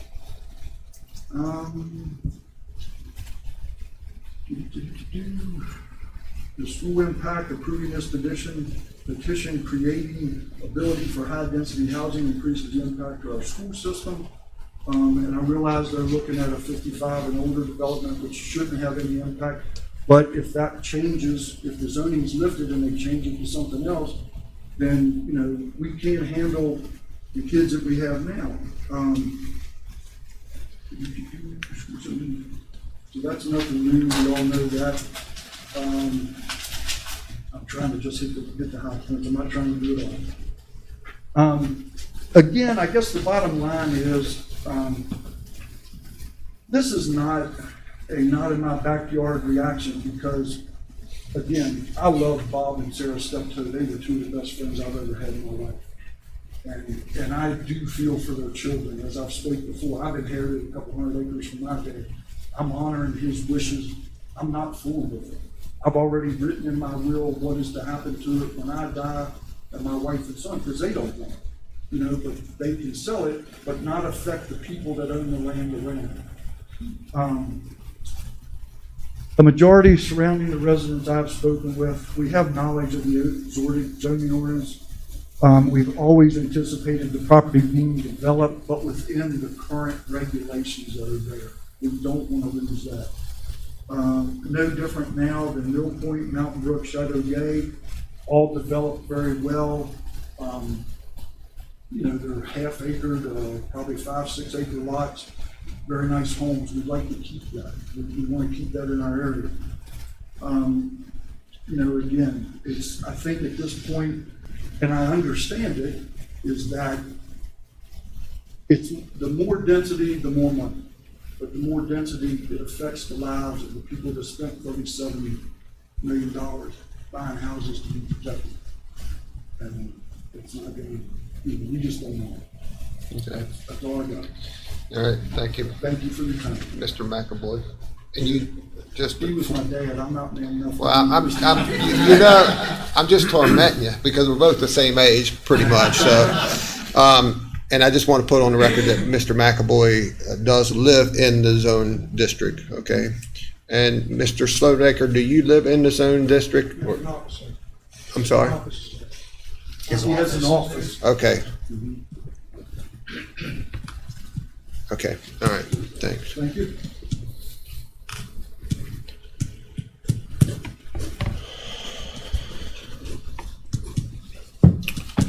Okay, next on the sign-up sheet is James White.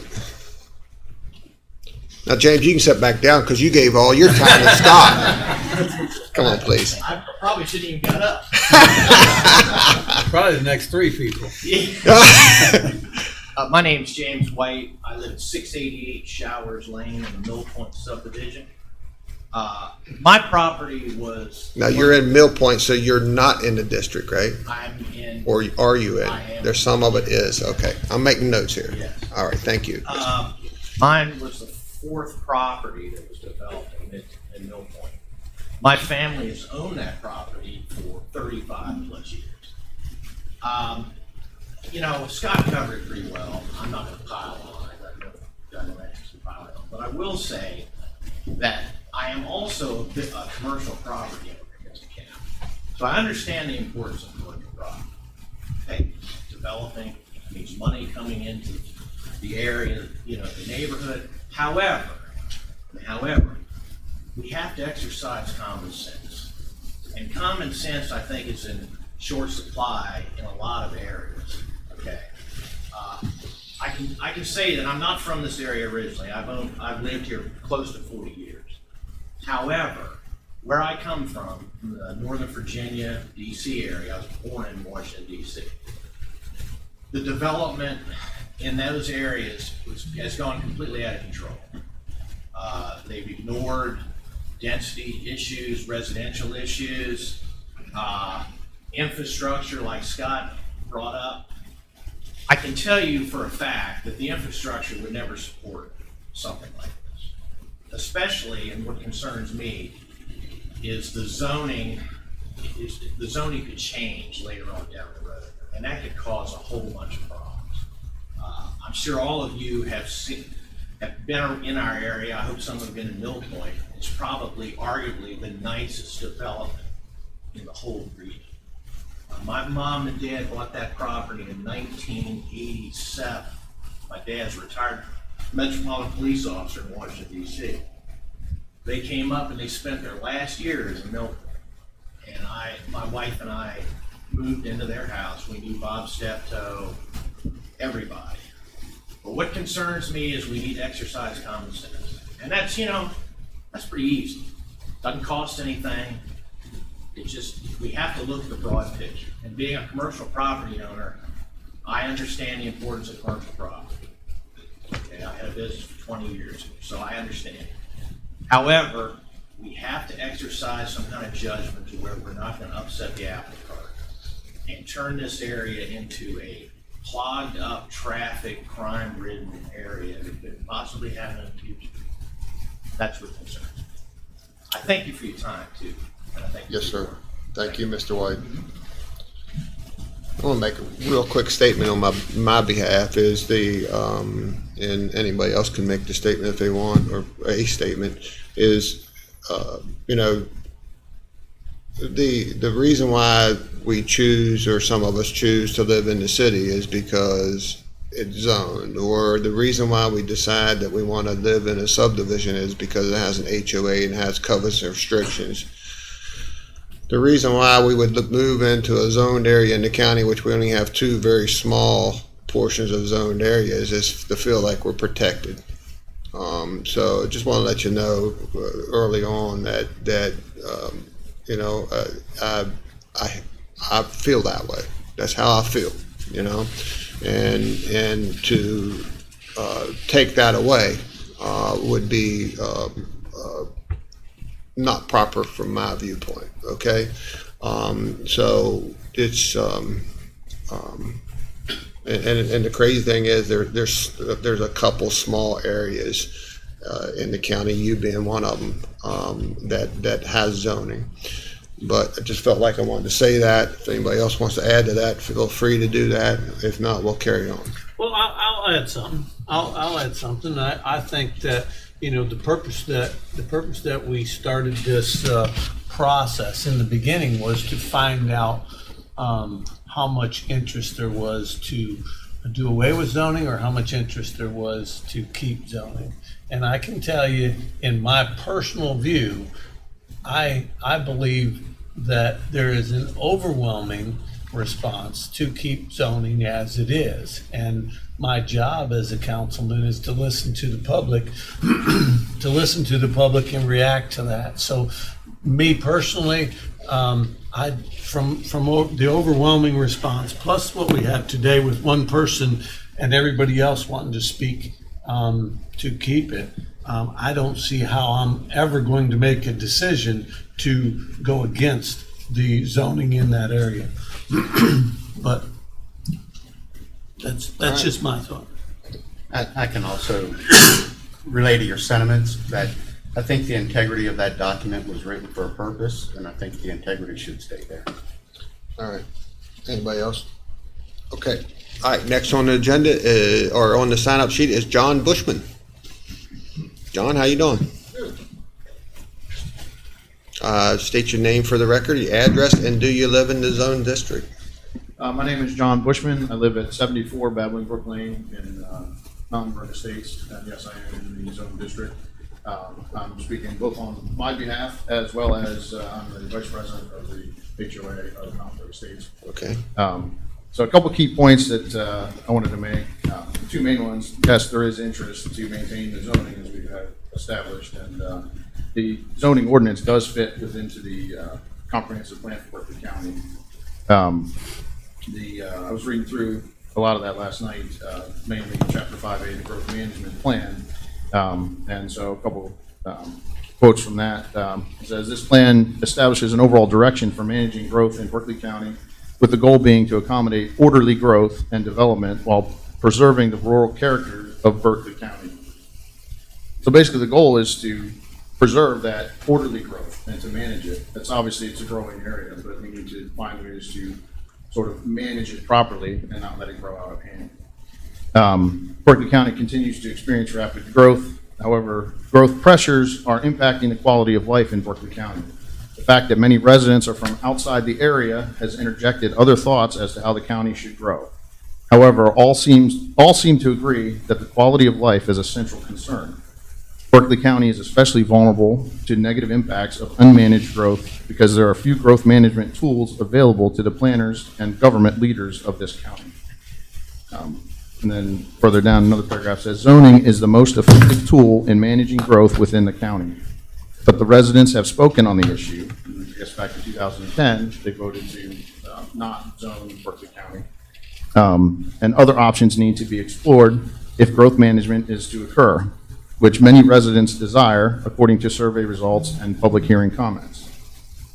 As we've already established, the overwhelming response from the community, both at that public meeting on May 17th as well as today, there's obviously interest to keep the zoning in place to sort of manage that orderly growth in our area.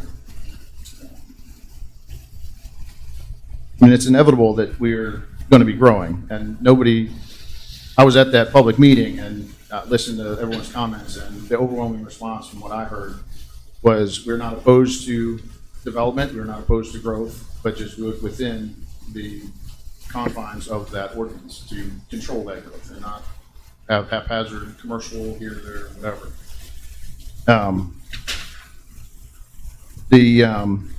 Berkeley County, another quote out of the Chapter 5A, Berkeley County has become a popular destination for those seeking good housing and also the lure of open spaces.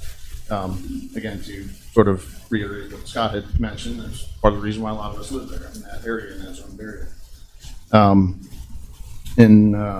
On page 5, monitoring the portions of the land area in Berkeley County that remain undeveloped and implementation of growth management recommendations in this comprehensive plan can guide the county towards preserving undeveloped resources in the county and managing growth that does occur.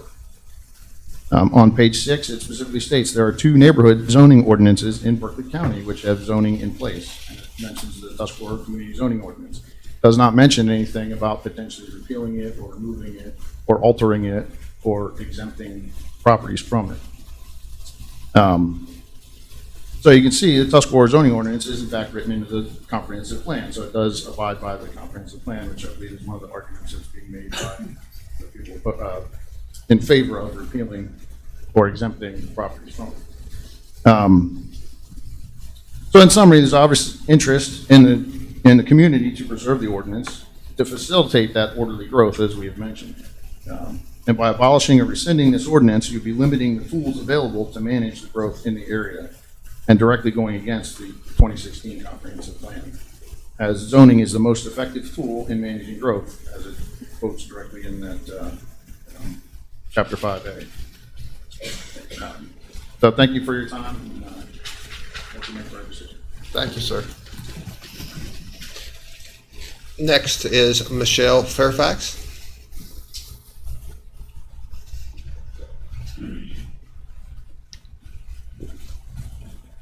Mr. Bushman, I'm noticing that everybody on this side of the room is walking. It looks like they have a back problem. And I'm just saying, because my arms are working okay. I want to thank the council for sending out the letters first off. That was over and above what was required. Thank you, ma'am. And, I We- really we appreciate that. And, so thank you all. I know that costs expense, and I actually had missed the paper announcement, but I'm very concerned about the proposed changes. I live at 123 Street of Dreams, which is the first house on the left in Chateau Gay. I'm So sorry I'm that your neighbors to Brad Close. But Good man. You know, I'm going to be right there where they're proposing much of the commercial changes. I bought my house 5 years ago. I've only lived in Berkeley County 25 years, but my last name is Fairfax, and my husband's family has been here a little bit longer. There are benefits for the individuals, the people who inherited this property, and the developers that plan to do it. But this is a very individualized benefit. It is not a generalized benefit. The zoning has addressed the majority of us and how we will, you know, as the letters say, how we will perceive the proposed changes. There are only disadvantages for most people. Unlike a hospital exit, which somebody had mentioned in the beginning, this is a public good. You're talking about taking what's currently a residential neighborhood that's being proposed with single-family homes and turning it into a commercial zone. It's against the vision as discussed. It increases pollution, both noise and environment, over and above what a single-family home would produce. It increases activity overall. This is good activity, bad activity, legal, illegal, criminal. You know, we bought these properties because we wanted this neighborhood. We wanted these homes for our families and for our neighborhood. You know, it's a very simple question whether the benefit to the few individuals who inherit it and who are blessed to inherit property and the developers who want to make a buck versus the general sentiment of the public, which is against the proposed changes. So I'll repeat myself and try to be as short as I can. I'd like you all to dismiss the proposal. Thank you very much. Thank you, Mrs. Fairfax. Next on the sign-up sheet is Sharon Powell.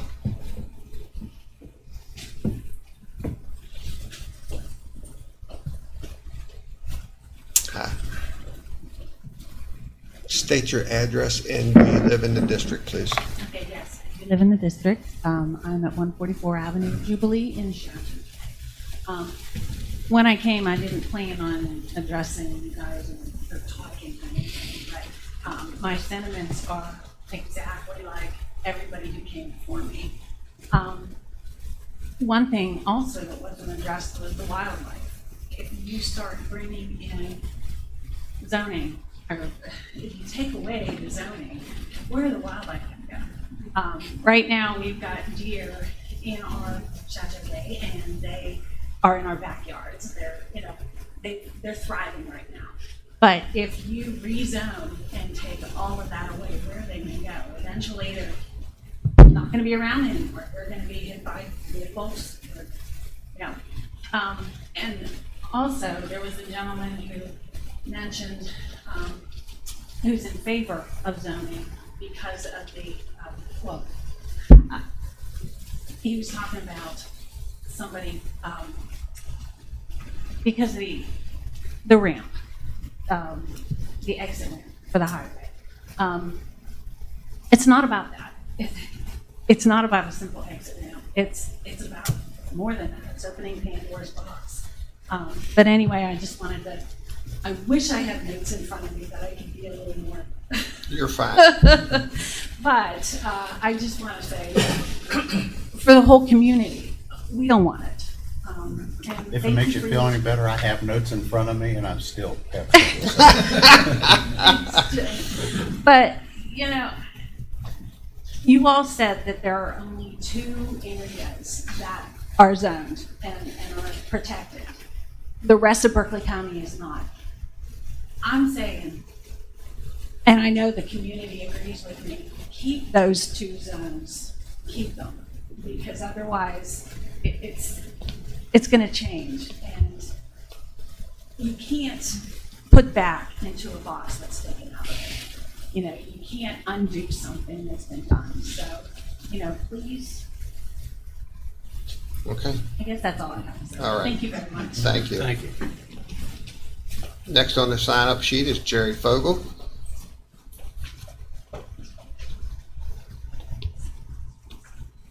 It's been a while since I've seen you, Mr. Fogel. Yes, How you doing?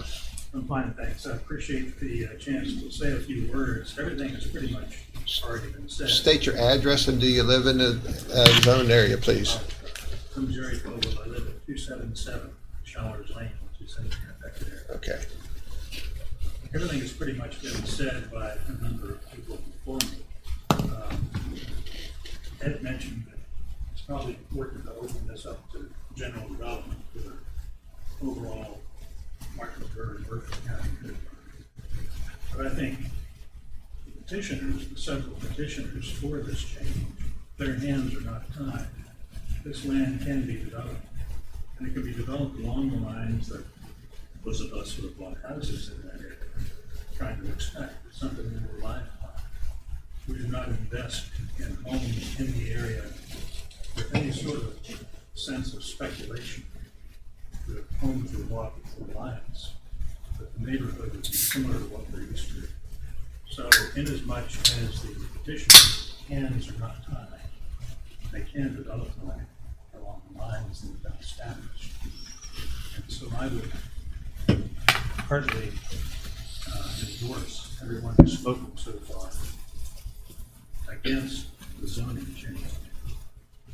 Thank you. Thank you. Looks like it's David Dodd, D-O-L-D. Now you're gonna have to pronounce your name correctly. David Holmes, 297 Avenue Brook Lane. In the district then? I'm sorry? In the district, the zone district? I've been told I've been a few hundred yards out of it. Out of it, okay. I never received any letters. Yeah. Other people. Say your address again, please, I'm sorry. I'm sorry? Say your address again, please. 297 Avenue Brook Lane. All right. Didn't really plan to speak today. I thought you were signing around town sheet. Let's pass that to you. I moved to this area 20 years ago. And the reason I did that, I took a job. I was living down in Mississippi for 10 years, but I moved up here 20 years ago. And they set of plans and a job offer across Maryland, which is close enough. That's beautiful, big city. I didn't want to live in a big city. 24/7, 7 people. I mean, it's just not for me. So with my plan at that time, I looked at maybe 100 houses over there, townhouses, things like that. And similar to number of houses over here. And finally, I came down to this decision to buy this property because of the atmosphere, the environment. And I think for the first 6 years I worked that job, I would go into Crofton at the townhouse, look my job, come back on a Thursday or Friday evening, get away from all the houses. That's the reason I bought it. So what you're doing right now, and this proposal would do, is bring that type of atmosphere to Martinsburg. That's not where we need to go. Beyond that, there's, I think, a whole lot of EPA hurdles you're gonna run into eventually when you start taking down, how many acres of trees? 40 acres of trees, plus all the flooding considerations, and the watershed into the creek, eventually winds up in the Potomac. There's some EPA hurdles here that you need to look at before you consider thinking of this. We're talking about infrastructure. They're being way too short-sighted if we approve this. That's all I have to say. All right, thank you, sir. Looks like Tamsin, Melinda. All right, Tamsin, straighten me out. You said it correctly. All right. Yes, you are. State your address Oh, and. I'm sorry, it's 515 North Tennessee Avenue, but I own 5.5 acres, which abuts Chateauguay, and is directly across from Steptoe's property. Okay, all right. My family bought the Trammell Hollis farm back in the early 70s.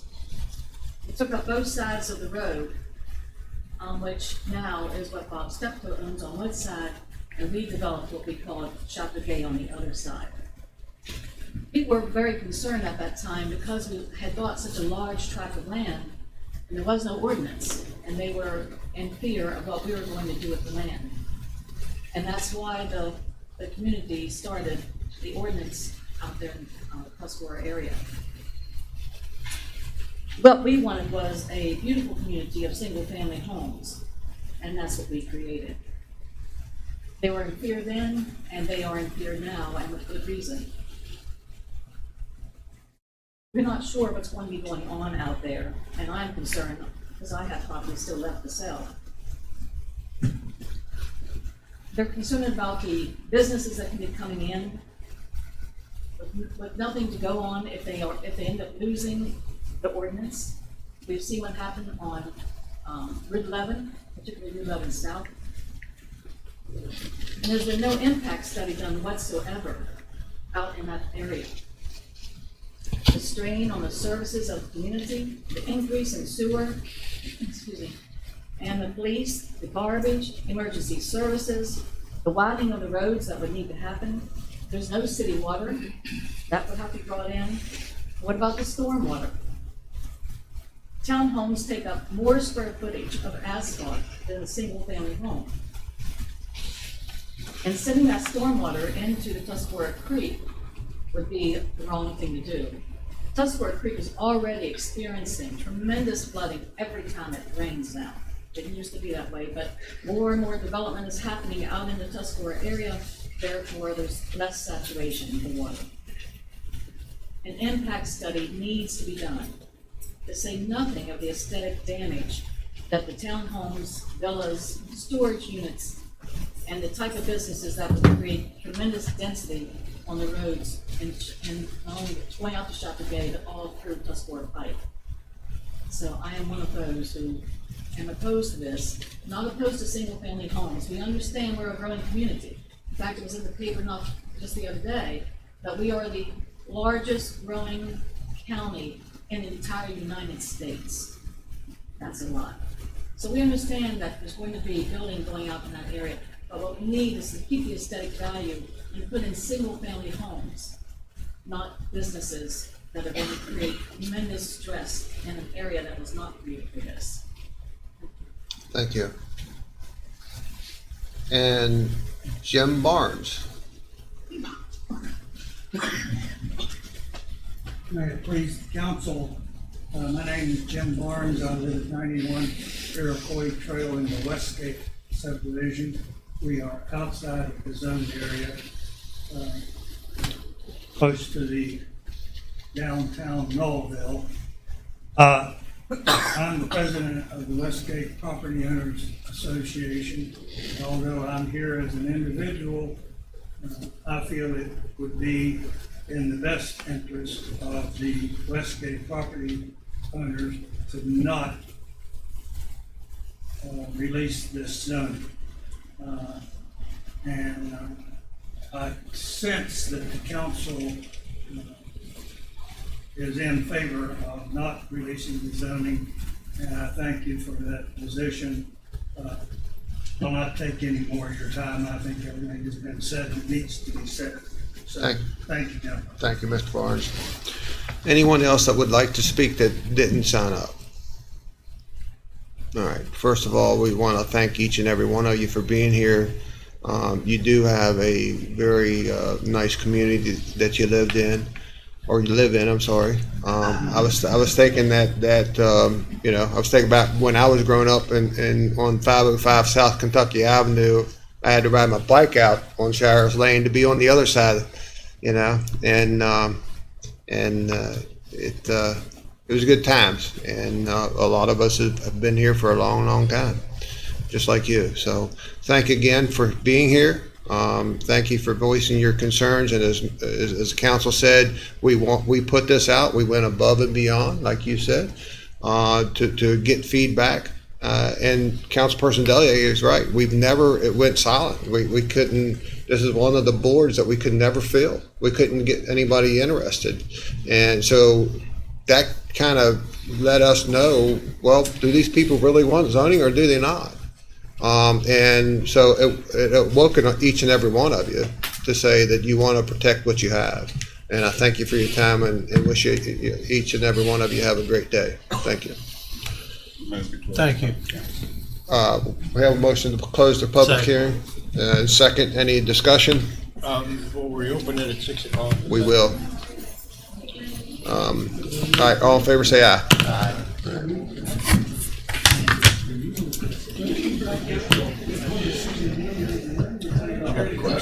Yes, sir.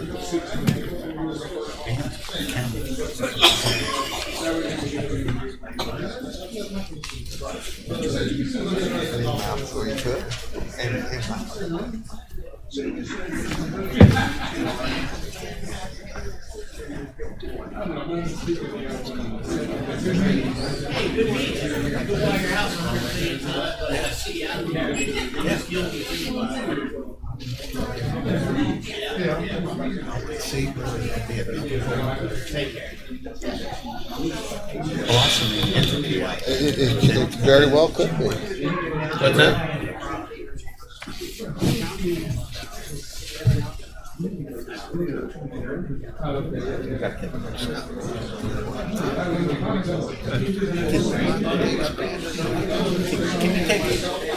Can we do a 5-minute break?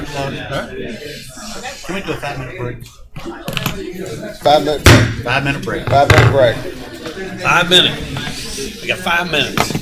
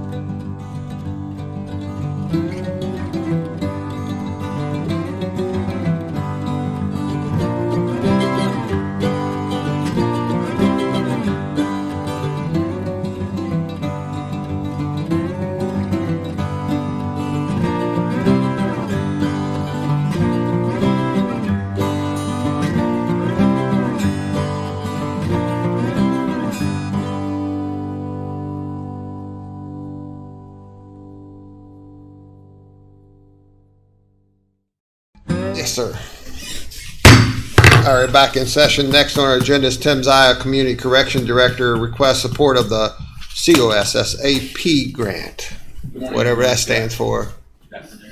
Good afternoon. It is. I'll try and be brief here. Mr. Davis is probably going to start denying my request to see him because I'm trying to stay ahead. So this is a. He's wearing me down.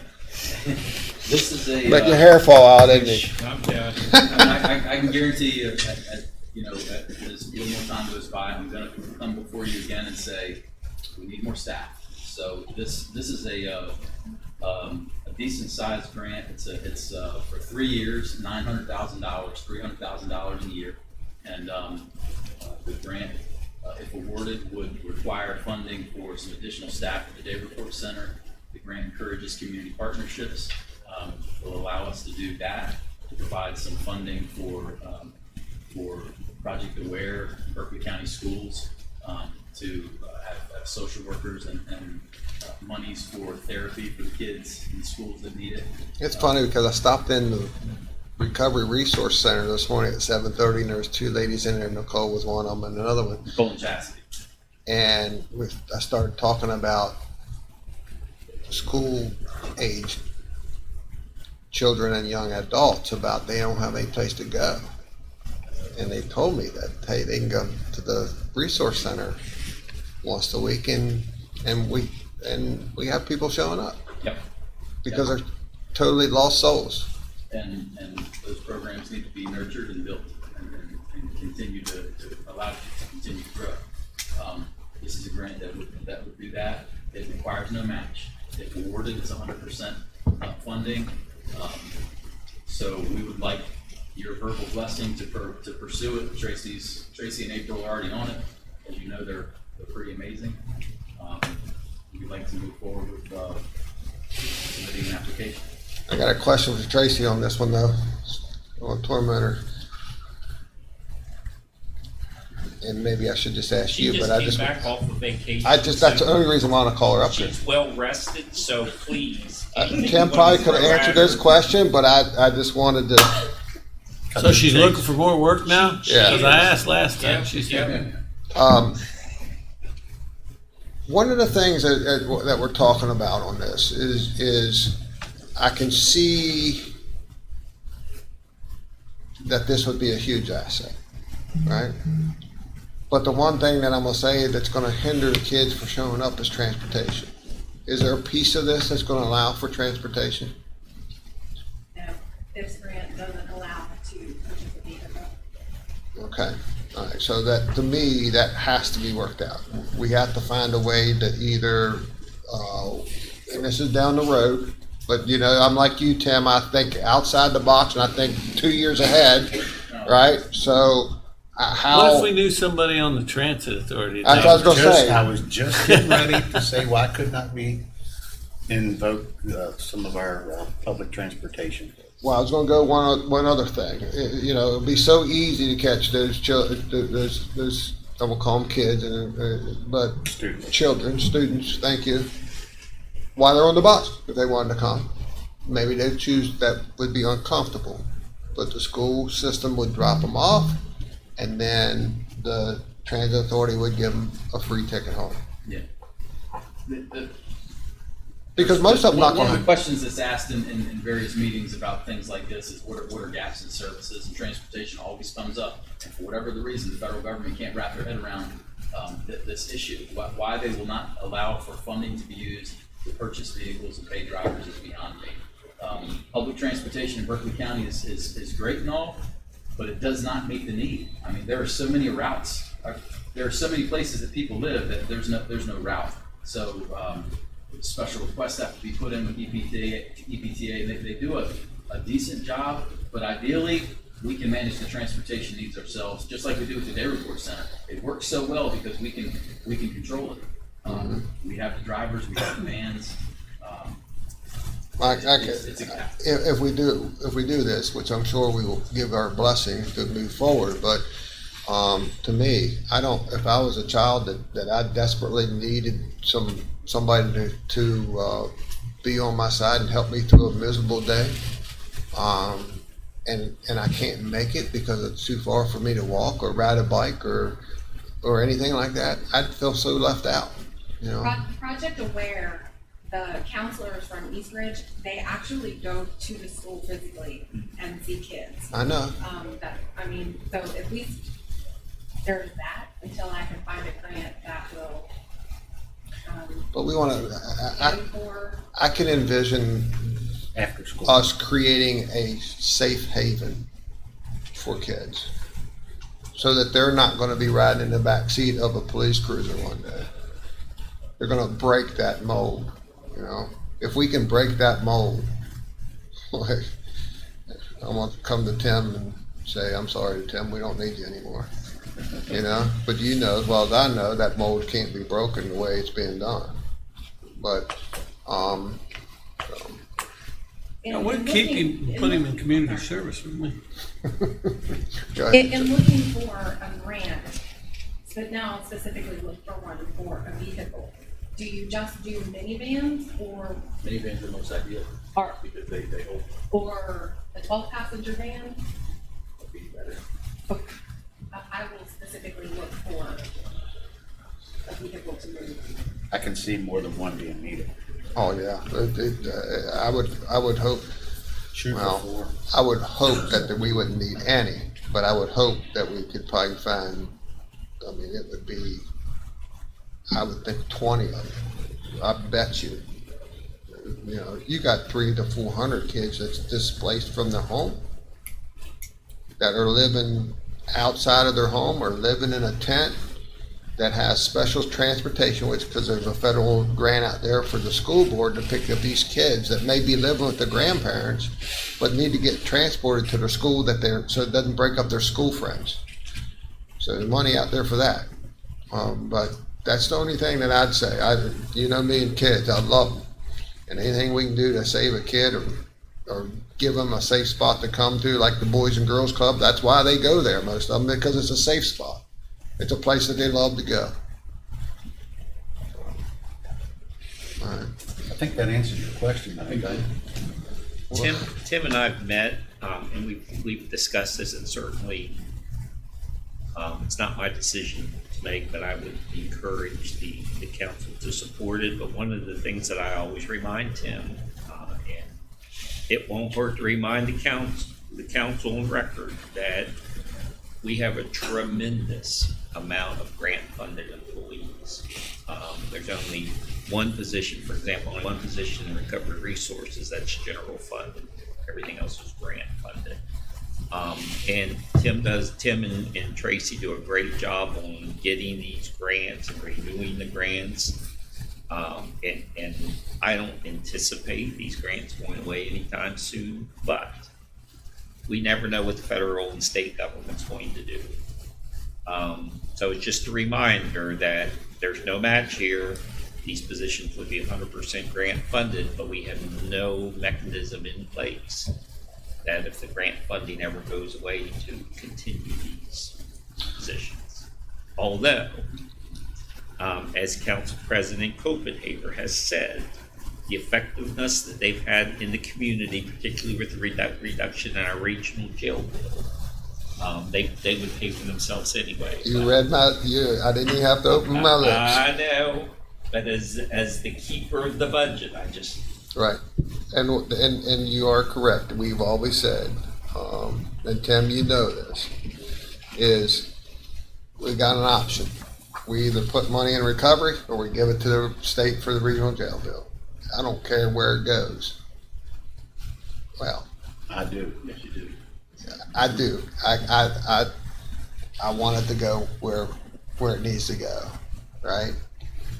But at the end of the day, you know, I'll tell anybody in this sad business, because it's a grants, is if you show me that you pay your way, there's no reason not to keep people. Right? And Tim has created such a dynamic partnership with the community and with the prosecuting attorney and now the sheriff. 2 weeks from today, right? You're coming in to talk about So July 27th. July, is it in July? Okay, what's that program, the lead program that we're currently doing, at no additional cost to the county, but it actively engages law enforcement now, so it kind of goes to what Council President. And you know, just by saying it involves law enforcement, I know already that it's gonna be a great thing, you know? We talk about the sheriff all the time, we spoke this morning. Couldn't be any happier with what the sheriff's department's doing. And for many years, that's been the missing link. And now that link has been welded together. And Tim and Tracy, you know, we are thinkers up here, and you know, you plant that seed before you start watering it the first time. We're starting to that seed starting to sprout, and I can envision a whole nother division for the youth. But in order for me to, you know, you think outside of the box, you're 2 years ahead, but at the same time, how do you get adults to show up to an event? You feed them, right? It's proven. You want somebody to show up for an adult event, you feed them, they'll show up. How do you get a child to go to an event? You entertain them, right? So I can see in the future that this, in order for us to be really successful, this is a program that needs to work hand in hand with the Boys and Girls Club to maybe let's think really big and say that one day there's going to be a whole new building for Boys and Girls Club, and part of that club is going to be exactly what you're talking about doing, right? You've got them there. They're going to open up once you gain their trust. It's sort of like community policing. You know, you gain the trust of that child because it might be the first time they've ever seen a police officer that's not going to arrest their mom or dad, right? And you know, so you know, I'm already thinking, okay, well, there's a square block. Let's get busy. All right. You need to ask us any other questions on which direction to go in? I don't think so. I'm good. All right. Thank you all very much. Thanks. Thank you.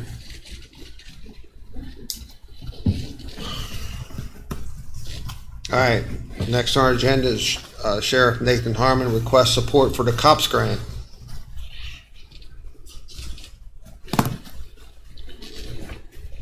Tracy, you might as well stay here for the next one too. Well, thank you again for having me, and I'm extremely pleased to stand in front of you and support this community-oriented policing services grant by the Division of Justice. It's got over $140 million comprised within it. It's a competitive grant program, and we are asking for a project cost of $719,328, which would facilitate a federal request of $539,496 and a commission match of $179,833 for 4 requested law enforcement positions. One of the things that really attracted me to this grant is not only would this grant support new hires, but it will also support rehires, which falls in line with the issues nationwide that I have previously expressed to the Commission in regards to the hiring process. You know, having a pre-certified officer that is interested in working for the Berkeley County Sheriff's Department is, in my mind, a blessing given the current atmosphere. So, and we could effectively use them a lot quicker. Of course, they'd be appropriately vetted, but that's one of the things that really has drawn me to this grant. To be successful with this grant, to be considered with this grant, as it is competitive, and I know this has been attempted before. We have already, in the short 6 months of being in office, participated in several of what they consider community-oriented grant initiatives, as well as crime prevention efforts. If you consider the Accelerated Criminal Enforcement Team that we have comprised and put together, we are now 5 members instead of just 2.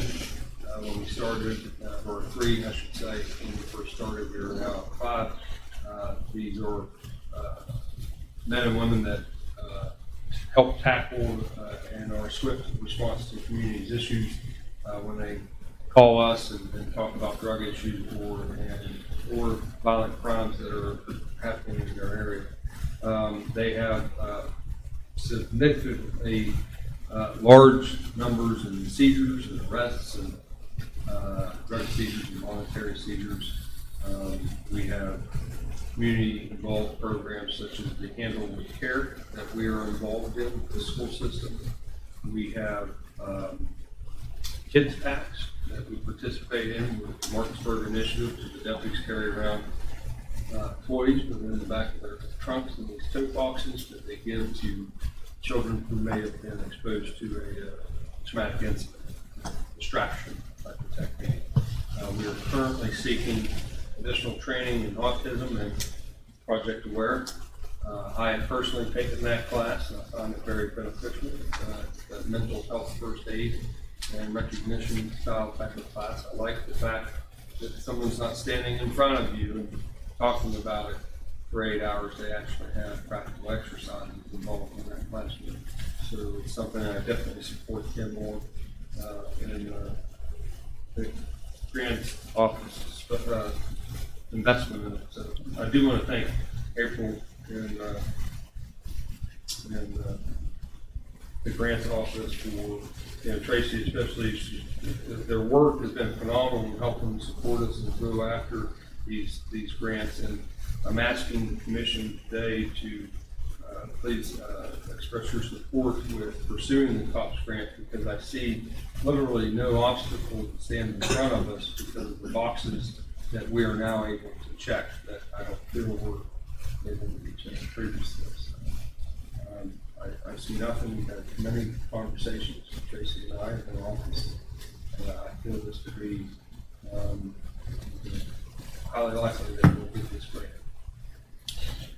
Mr. Davis, I think during the budget cycle, we talked about applying for the COPS grant. Is that correct? Yes, sir. We have council. We have directed me to set aside funding in your contingency account. Total contingency account next year is about $1.2 million, which a portion of that is dedicated towards match for COPS grant. Right. We set aside money for 2 full-time deputies plus outfitting without COPS, or that money to go towards the match for COPS grant. So that the funding is there. As far as vehicles go, this only includes the salaries and benefits. It does not include the outfitting or the vehicle. Right. But we have money set aside in our vehicle budget for additional cruisers or additional vehicles if we needed. Plus, if we ever get the 31 or 32 cruisers that we have on order, we would take that money from the sale of the surplus and we put it back into the capital account for vehicles 960. And plus which we use towards that. Plus some of those vehicles that we're getting replacements for would be suitable to keep in the fleet for a while. Correct. So I certainly, that's a long way of saying, yes, you have the funding available. All right, so to do this if you so choose. So refresh my memory, Sheriff, the COPS grant is asking for how many? 3? 4, okay. And then it's a 3-year grant. And then what? And then we're 100% responsible. Was you gonna say something? Yeah. Thought I heard you grunting or something. I was clearing my throat. All right. So it sounds like we would support you moving forward, Sheriff, on the COPS grant. Keeping in mind that, one of the things would be the vehicles, and we would just recycle some of the better ones that we're replacing, if that's all right with you. Yes, sir.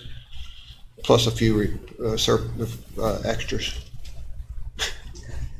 For sure. All right.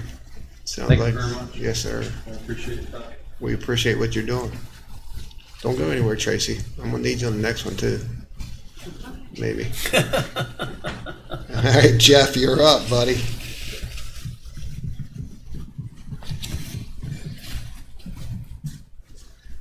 Good afternoon. I realized as I was getting ready to come up here that I kind of made this more formal than it needs to be by saying that I need to vote on this. Okay. Really, the situation is there's problems with some, flow of some storm. There's a situation, Jeff. Yes, there's a that needs a situation. solution, right? Exactly. And there is a solution in place, ready to go. Been working on, right? It's just that none of the stakeholders that were involved had been willing to take ownership of what's left when the project is completed, the culvert basically, and whatever goes along with I'm that. trying to work with MS4 about taking over the Pikeside Waterway so they have an asset.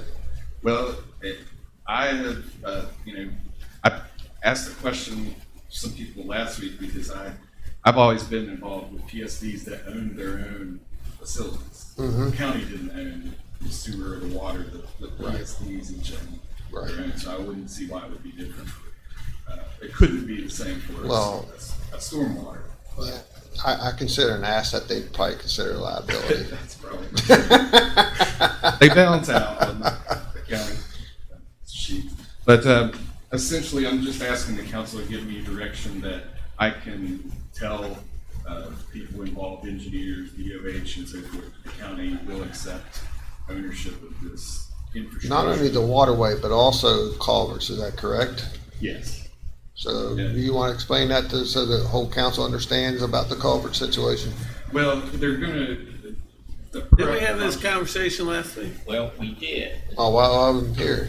Well, we did, but I wasn't in the position, or was Jeff, in the position to commit to council, future council, this council or future council. We understand that these are going to be concrete culverts. Right. And that probably the maintenance on the culverts themselves will be minimal. But sometime in the future, just like we do every spring with Pikeside, the culverts get clogged up with debris. And our guys, they go down and they clear up the culverts. This could be the same thing. So we just wanted to make sure that the council, it's my understanding that the Development Authority and Procter & Gamble is ready to award the contract and just move forward. But They're ready to bid. I'm sorry, ready to bid the contract, but they won't do that until the council goes on record as saying that any future maintenance that's needed, once it's in place, you'll assume. So we need that motion then. Yes, sir. All right, so, and How then, long are these culverts? 300 some feet.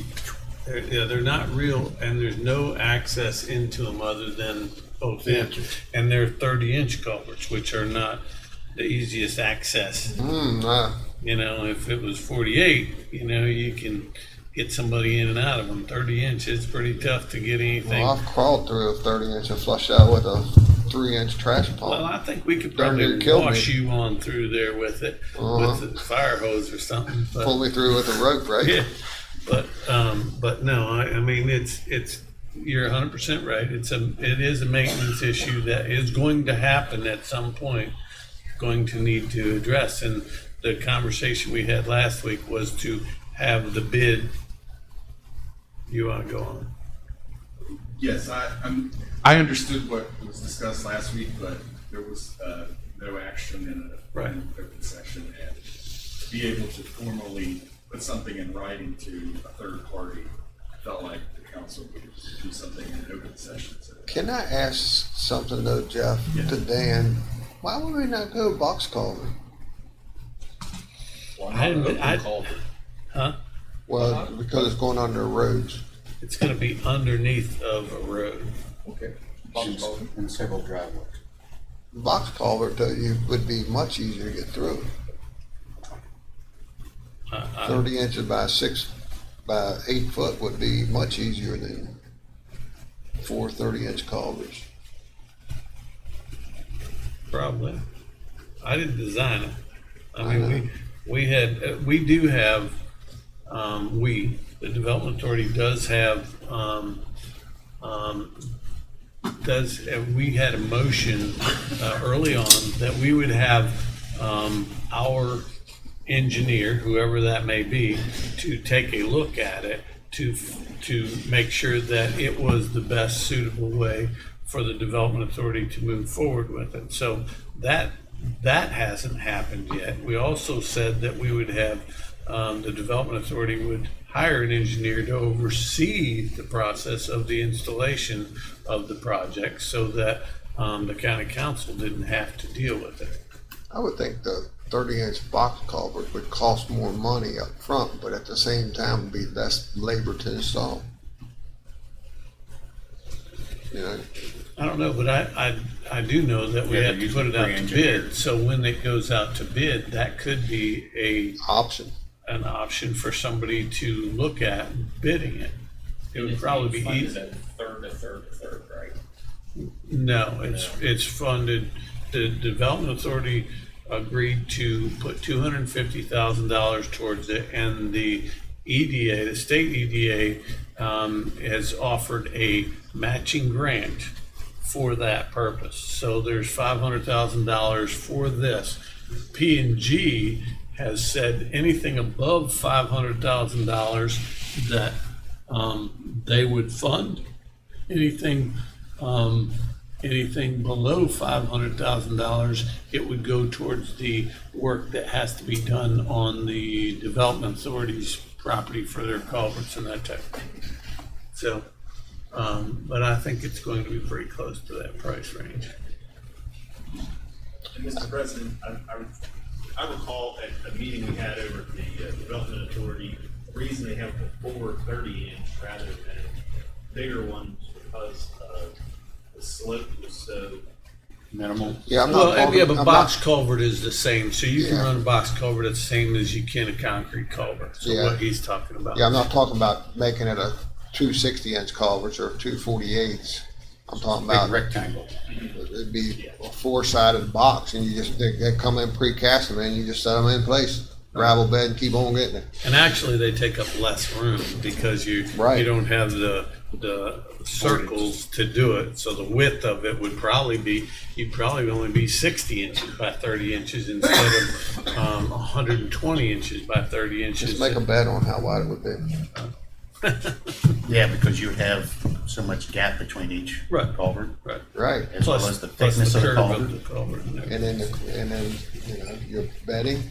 Yeah, it probably take up about 40% of the area, the width that it would. So it makes sense. So what you're saying.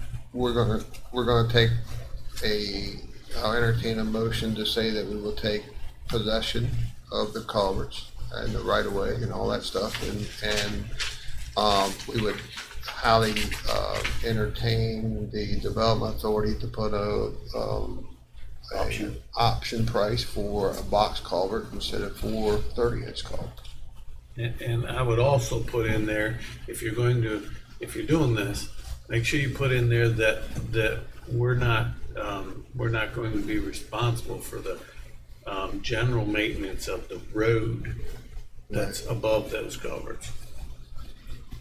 The one thing I like about the box culvert too is that you can't do on a 30-inch culvert. You can put a manhole on them every so often. You could drop a lid on it and get an access, and that's a really good idea because that could go in the surface of the road. Every now and then you come up with something. Don't let it go to your head. It won't. I get beat down every day, Jim. All right, so everybody understand? Is that going to be the motion? All right, we'll accept the responsibility for the culverts or the box culvert. And we're not going to maintain the road above them. You know. What road is above them? It's Comet and Stewart. It crosses Stewart, but it travels under Comet and then turns into the Pikeside Waterway. Doesn't go under the river? No. Is there a river there? No. What it does, it repositions the ditch in front of all those houses. gives them their yard back, basically. Actually, no, there's still gonna be a ditch, so the still has to be a ditch for the surface water. For the Right, okay. subdivision And itself. any of you guys that would like to see the do you have the profiles of it? I have it, Yeah, see, he could email you the profile if you wanna look at it. There is still a ditch in front of the house. Okay, I thought, okay, I was wrong. Right. I don't need to see nothing. I'm Surface. just gonna tell people I took your recommendation. My recommendation. I'm not, I didn't know anything about Are you it. gonna draft a letter? I would. You want council president to sign it? To have the right to sign it on behalf of the county council, that'd be part of the motion. Draft a letter with the president's signature, so if the council give him the authority to sign it once he satisfied it. All right. Is that the motion then? And I get exactly what you're saying because I was aware that the Department of Highways was not going to give their permission to go under Stewart until somebody is responsible for maintaining. Well, let me tell you, the Department of Highways just paved Stewart. Did they? Yes. And I didn't see it. If I would have seen the trucks there, I would have tried to stop them just because of this. All I right. come home and it was paved. They just paved Stewart? Yep. Are you kidding me? Nope. All right. We fix have a that. motion on the floor. We'll Do we have- fix that. Do we have a second? Who made the motion? Second. Who's Jim. making the motion? Oh, Damn it. I thought Dan made the motion. Huh? All right. Did you make the motion? Yeah. And I seconded it. Any further discussion? I think why I kept you here, Tracy, is Rachel says that there's grant money out there for this project, possibly. That's all. All in favor, say aye. Aye. Anyone opposed? The motion carries. Thank you, Tracy. Welcome back.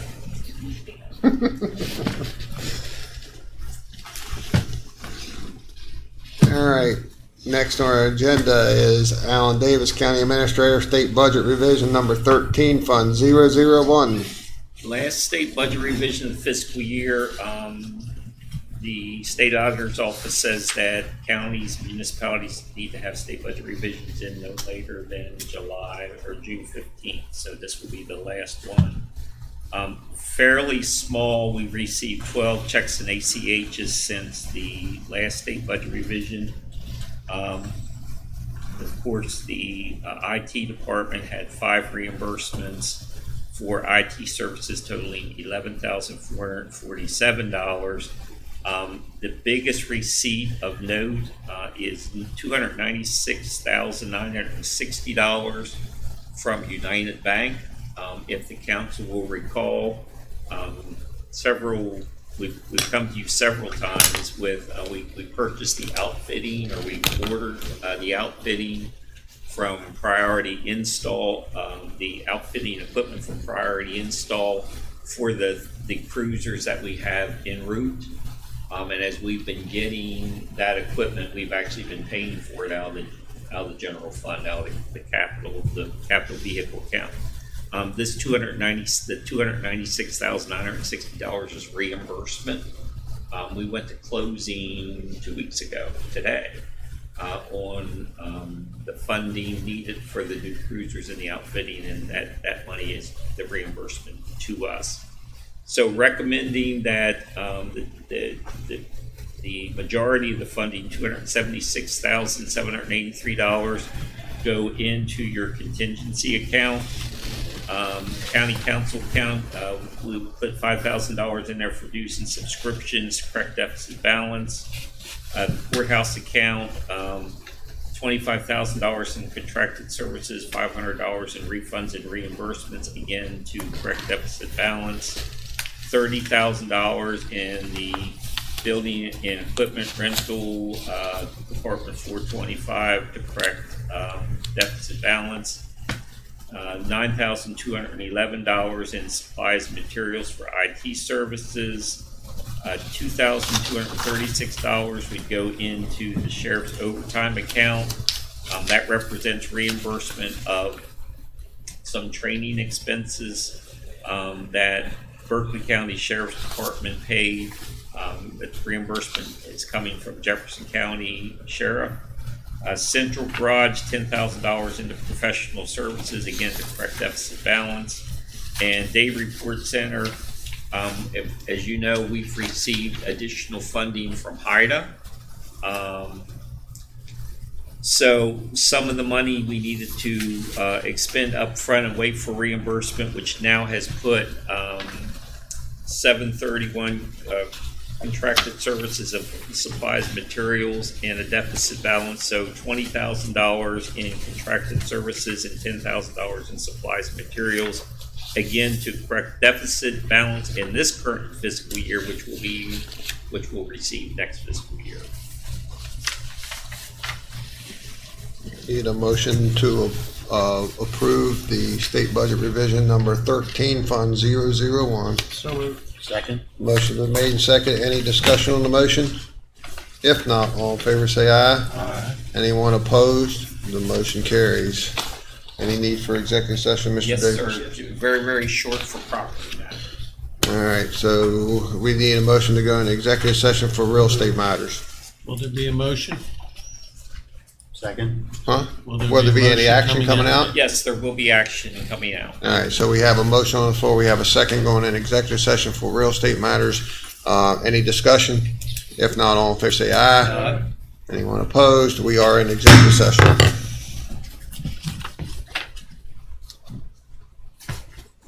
Hey, Dan.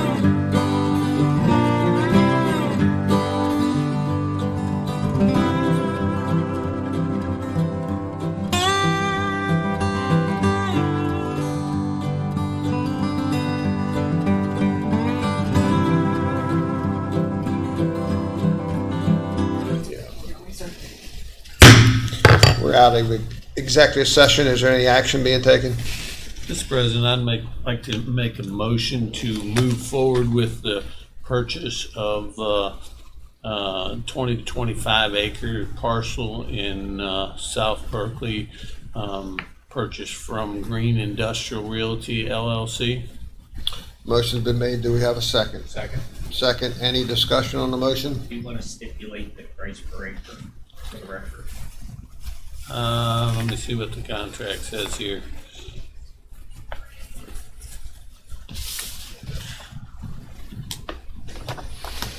Gotta be on here somewhere. It's on there, I think it's Their price agreed upon. Page 2. It's 15,000 an acre. 15,000. Well, I knew what it was. I just want to make sure he had it right. That's all. What was on the contract? It is on It has 15,000 per acre. All right. All in favor, say aye. Aye. Anyone opposed? The motion carries. And what's, Mr. Guggenheimer, what's the intent of the property? Yeah, have a public park basically right in the heart of Linwood. And hopefully they'll work with partnerships with the school system, Parks and Rec, and be able to get some input from the community to see what they want in their park, and just develop a nice community park. It's also my intent to work with Eddie together to try to set up a meeting to get some of the community members involved in that conversation, so that we can move forward with some type of plans. Make sure that the community down there understands what we're trying to create is going to be a big benefit for that community. Yeah, and the timing of this is pretty well, because we'll also be able to hopefully make this part of that strategic plan that's currently, being worked on. a little bit traction. Isn't that the 17th we start that? Yes, sir. 17th, that part starts, so.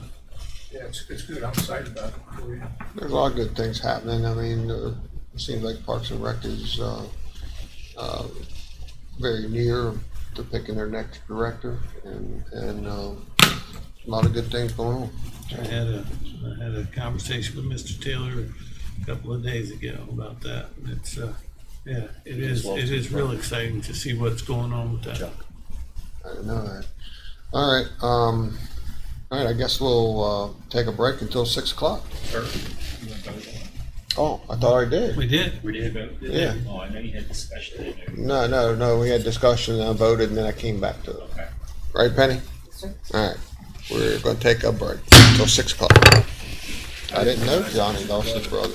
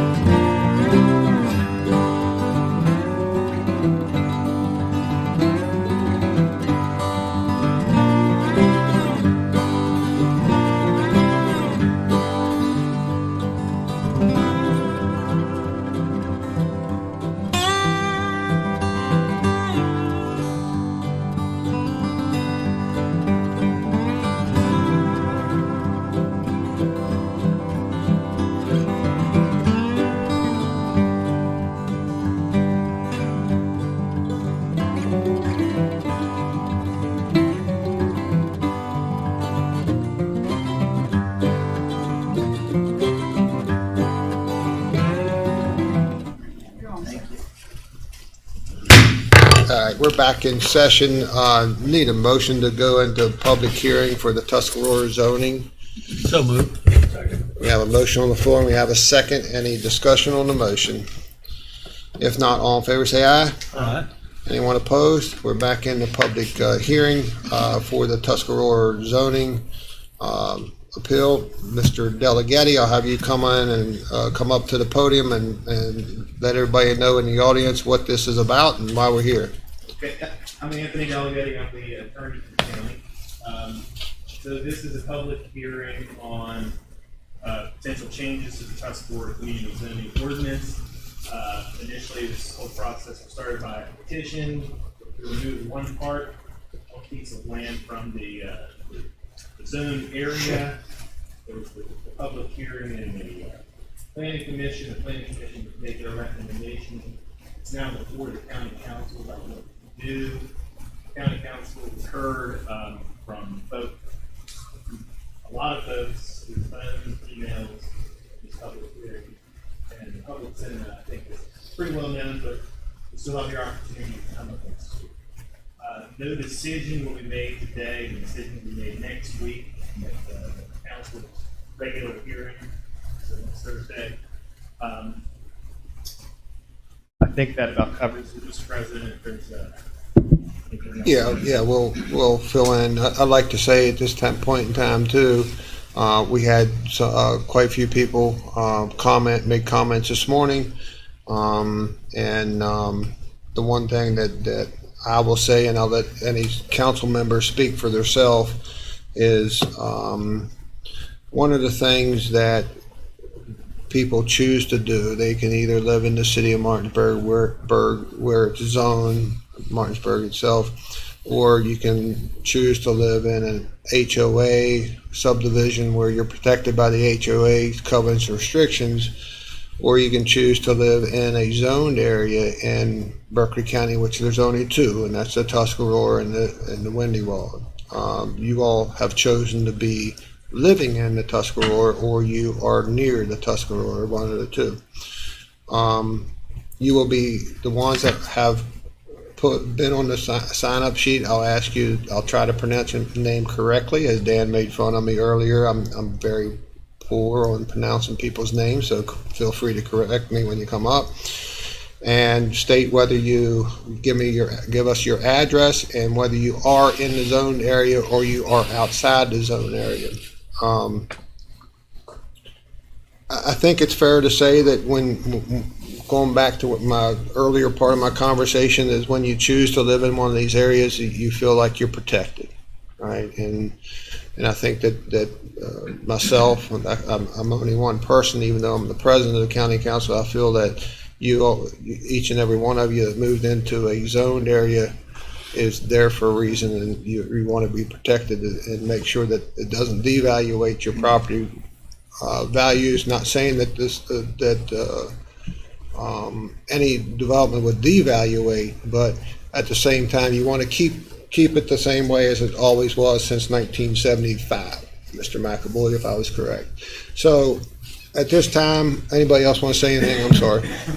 No, I think the process that brought us to this was, and it's a very good process that we have here, being elected officials, because when we get to some of these situations, we can call a special meeting and get the public to come in and give us their opinion, give us some guidance on how we should move forward and decide on an issue that may or may not be controversial, but it's something that warrants the public coming. So I'm very happy to see the amount of people in here to express their opinions on this issue. We've had since I've been a council member for the last over 6 years, we've had a lot of trouble getting members of that community to respond to be members on our Board of Zoning Appeals. And so there was a question of how concerned people were about continuing to have zoning in the area. So this is very helpful for us to understand that you all are concerned about keeping the zoning, and it's this morning, the overwhelming messages that I've received over the past few weeks. I have received no comments, and I don't think we've had any to date, other than one person in the earlier meeting speaking in favor of changing the zoning. So it's good to see that. We've had my time as a council member. We've had several meetings, and we've had complaints after the meetings because we went ahead and did something, but we had 2 or 3 people show up for a public meeting and didn't give us any direction, and then afterwards we have concerns that we didn't make the best decision. Well, this clearly allows us to make a good decision. So thank all of you for coming tonight. Mr. Gokenhour? Yes, sir. I'd also like to thank everybody that took the time out of their day to come here. Many of you, this is your 3rd time of being here. So with all of your emails, I know that I personally have responded to each and every email that you've sent. I've heard every word that you've said. And I thank you for participating in this process. This is how it's supposed to work. Thank you. All right, let's start off with Amanda Malacon. And looks like you're a member of which HOA? I'm with the Mountain Brook Brook? Estates HOA. Okay. Yes. And your address, please? Personal address is 4 Babbling Brook Lane, here in Martinsburg, West Virginia. And you live within the zoned area? I do. I'm smack dab in the middle of the central section of the zone. And you want to pronounce your name for me? Just Amanda Malcolm. Okay. First of all, thank you folks for allowing us to come and speak and to be interested in what we have to say and recognize that we care about our community and our district. For many of us, this has been an educational experience because we didn't know what parts of the county were zoned and some were not. Many people were educated to it who had been long-term residents, but some of us had not. So that I appreciate. Before I begin, I just want to give opportunity, since I'm speaking on behalf of all of our residents, to keep this brief and singular, if they could just stand so you'll be aware of those who have come tonight from Mountain Brook Estates and possibly Mill Point as well, since their president could not attend. So if you're here from Mountain Brook, could you just stand and be recognized? Thank you. Now, I realize this morning you heard from our Vice President, John Bushman. He attended the 11 a.m. Hearing on behalf of us, and he spoke on one section of our concerns, and I'm going to address the rest. Thank you. Okay, so we recognize that the comprehensive plan is a strong part of how you're making your decision. We also recognize that in past, maybe we didn't address the comprehensive plan maybe readily enough, so we want to do that tonight. First and foremost, we know that the comprehensive plan recognized that the most effective way to manage development and growth was through zoning. And so that's one of the key reasons why we want to keep the zoning. We know that that is our way of making sure that development is done in an equitable manner that will not overtax the resources within the Tuscarora district. At the May 17th meeting, we know that there was an overwhelming response from the Tuscarora district residents to retain the zoning in our district and without exemption to the petition that was made by the Steptoe heirs. Following that meeting, Mr. Delgado put out the request for those who might be interested and willing to serve on that Board of Appeals that you mentioned. In fact, we had 4 members of our community alone who have already submitted their applications. So as I said, part of it was awareness and education. Once we were made aware that there was an issue, we do have people that are concerned and are willing to step up and provide that. So removal of the Tuscarora zoning district, we believe, would be detrimental to the community and the environment in numerous ways. Removing that zoning would place such a great demand on what we consider overtaxed infrastructure in our section of the county already. Coming across 81 into our part of town, we don't have any fire departments. We don't have any rescue units. We don't have any police stations. And so for us to receive any of those critical infrastructural needs we have to wait much longer because they're not as easily accessible to us. At present, our area is not prepared to accommodate large-scale development of any kind because the infrastructure needs to lead before the development comes. We also realize that removing zoning would negatively impact our property values of our current homes and create greater noise hazards than what we already experience. Most of us moved here to enjoy open spaces and quiet neighborhoods that are protected by zoning. And according to the comprehensive plan, people moved to Berkeley County for that very reason, good housing and the lure of open spaces. If it were not for that, my husband would not have let me move into our neighborhood because that's what he was looking for. We know that the increase of congestion and the traffic at the intersection with Showers Lane and Delmar Orchard Road with Tuscarora Pike is a critical issue that has to be addressed. At present, it's very dangerous to enter or exit Delmar Orchard or Showers Lane during heavy traffic periods. Between the traffic coming off and on of the highway and what's coming up and down Tuscarora Pike, especially during school hours when the buses are coming in and out, you can set 5 to 15 minutes trying to get in and out of that intersection. Now we realize a stoplight may make great measures to getting in and out of there, but in addition, what will that cause in the way of backups? We know what exit 12 looks like when a heavy flow of traffic comes through there and all the lights are not sequenced. How far down Tuscarora Pike will that traffic extend? Adversely, we know that the effect of the environment will be in regards to water drainage, erosion, runoff of the Tuscarora Creek, where it floods frequently already, and it's one of our tributaries into the Apecking Creek. Even with city water being used for heavy development, we know that this will affect the groundwater, and the residential wells will depend on that for our drinking water. The Tuscarora Creek project team is a group of volunteers that work with the West Virginia Department of Environmental Protection to protect the watershed from extensive silt runoff. We know that's also a concern in the West Virginia, from the West Virginia statewide flood prevention plan. We know that that has to be addressed before any major development can be done on or around Tuscarora Creek.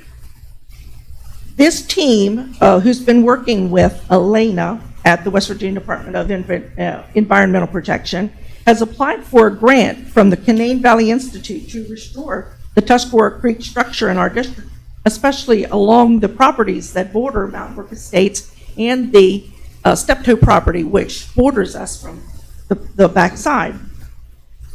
So we know that there are areas there where the structure of the creek is caving in and the silt is coming in at greater amounts, and it's causing contamination to the water. We also realize that it could be detrimental to a large amount of the area of Tuscarora Creek that's now considered wetlands directly behind Mountain Brook Estate, where it has a property line again with the Steptoe property. The wetlands help to maintain surface stream flow and groundwater recharge. They moderate stormwater runoff and downstream flood crests because they are natural water storage areas. And the wetlands provide important habitats to many of the species of plants and animal life. So we need to take all of that into consideration before we do extensive development of any kind in our area. And of course, we are concerned about an increase of foot traffic. The more folks that are placed in our developments, that move into our developments, especially if it were to be allowed to go commercial, would increase safety and security for all those who currently live there. We have already had instances of people trespassing on private properties to fish within the Tuscarora Creek as well as private ponds owned by members of our subdivision. So we are concerned about all those areas. The flooding is a major issue. We already have seen 2 very heavy floods in the past 4 years, which have covered the bridge that comes into and out of both Mill Point and Mountain Brook Estates. So we appreciate your time, we appreciate you listening to our input, and we ask that you please keep our zoning in place. We love where we live and we don't want to move. Thank you, Amanda.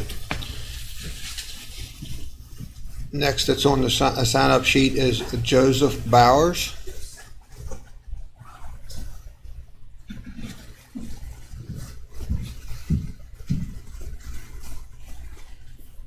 Joseph, could you pronounce your name for us and your address and My name is Joseph Bowers. I'm at Warwick, Thainsway, and Chateaugay community. Okay. I am the current president of the Homes Association. And I know parts of Chateaugay is in the Tuscarora district.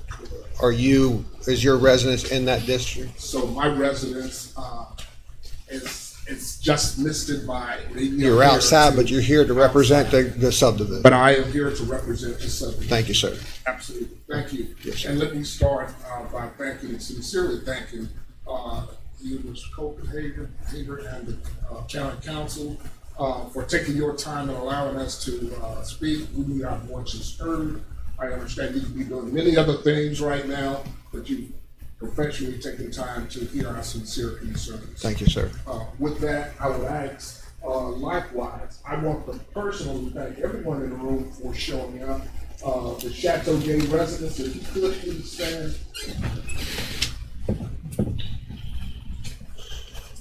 Thank you.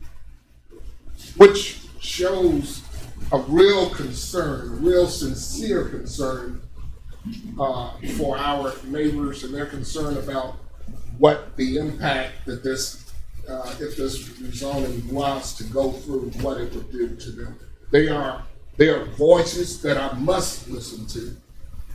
I must carry their voices to, and I must do it in a way that you understand that these people are very sincere about not only their community, but their quality of life. These are people who have raised their children, saw their grandchildren become grown, and decide to have a staycation right in the Chateaugay community. They love where they live. I love them, and I love my community. I gotta tell you that. Council members, I am aware, and I'm trying to not to be repetitive on what's already been said, but there are some concerns that I wanted to raise with you. I'm totally aware that the 2016 comprehensive plan is a driving stone to your decisions that you must make. And so with that, and to better serve my community, I sort of fell asleep with that bad boy last night because I wanted to make sure that I was on point with the concerns that concern me. There are 40 mentions within that 2016 comprehensive plan of zoning to some capacity. We understand that the zoning was defeated. The adoption of the zoning regulations was to play a major role in the implementation of the land use use for elementary plan.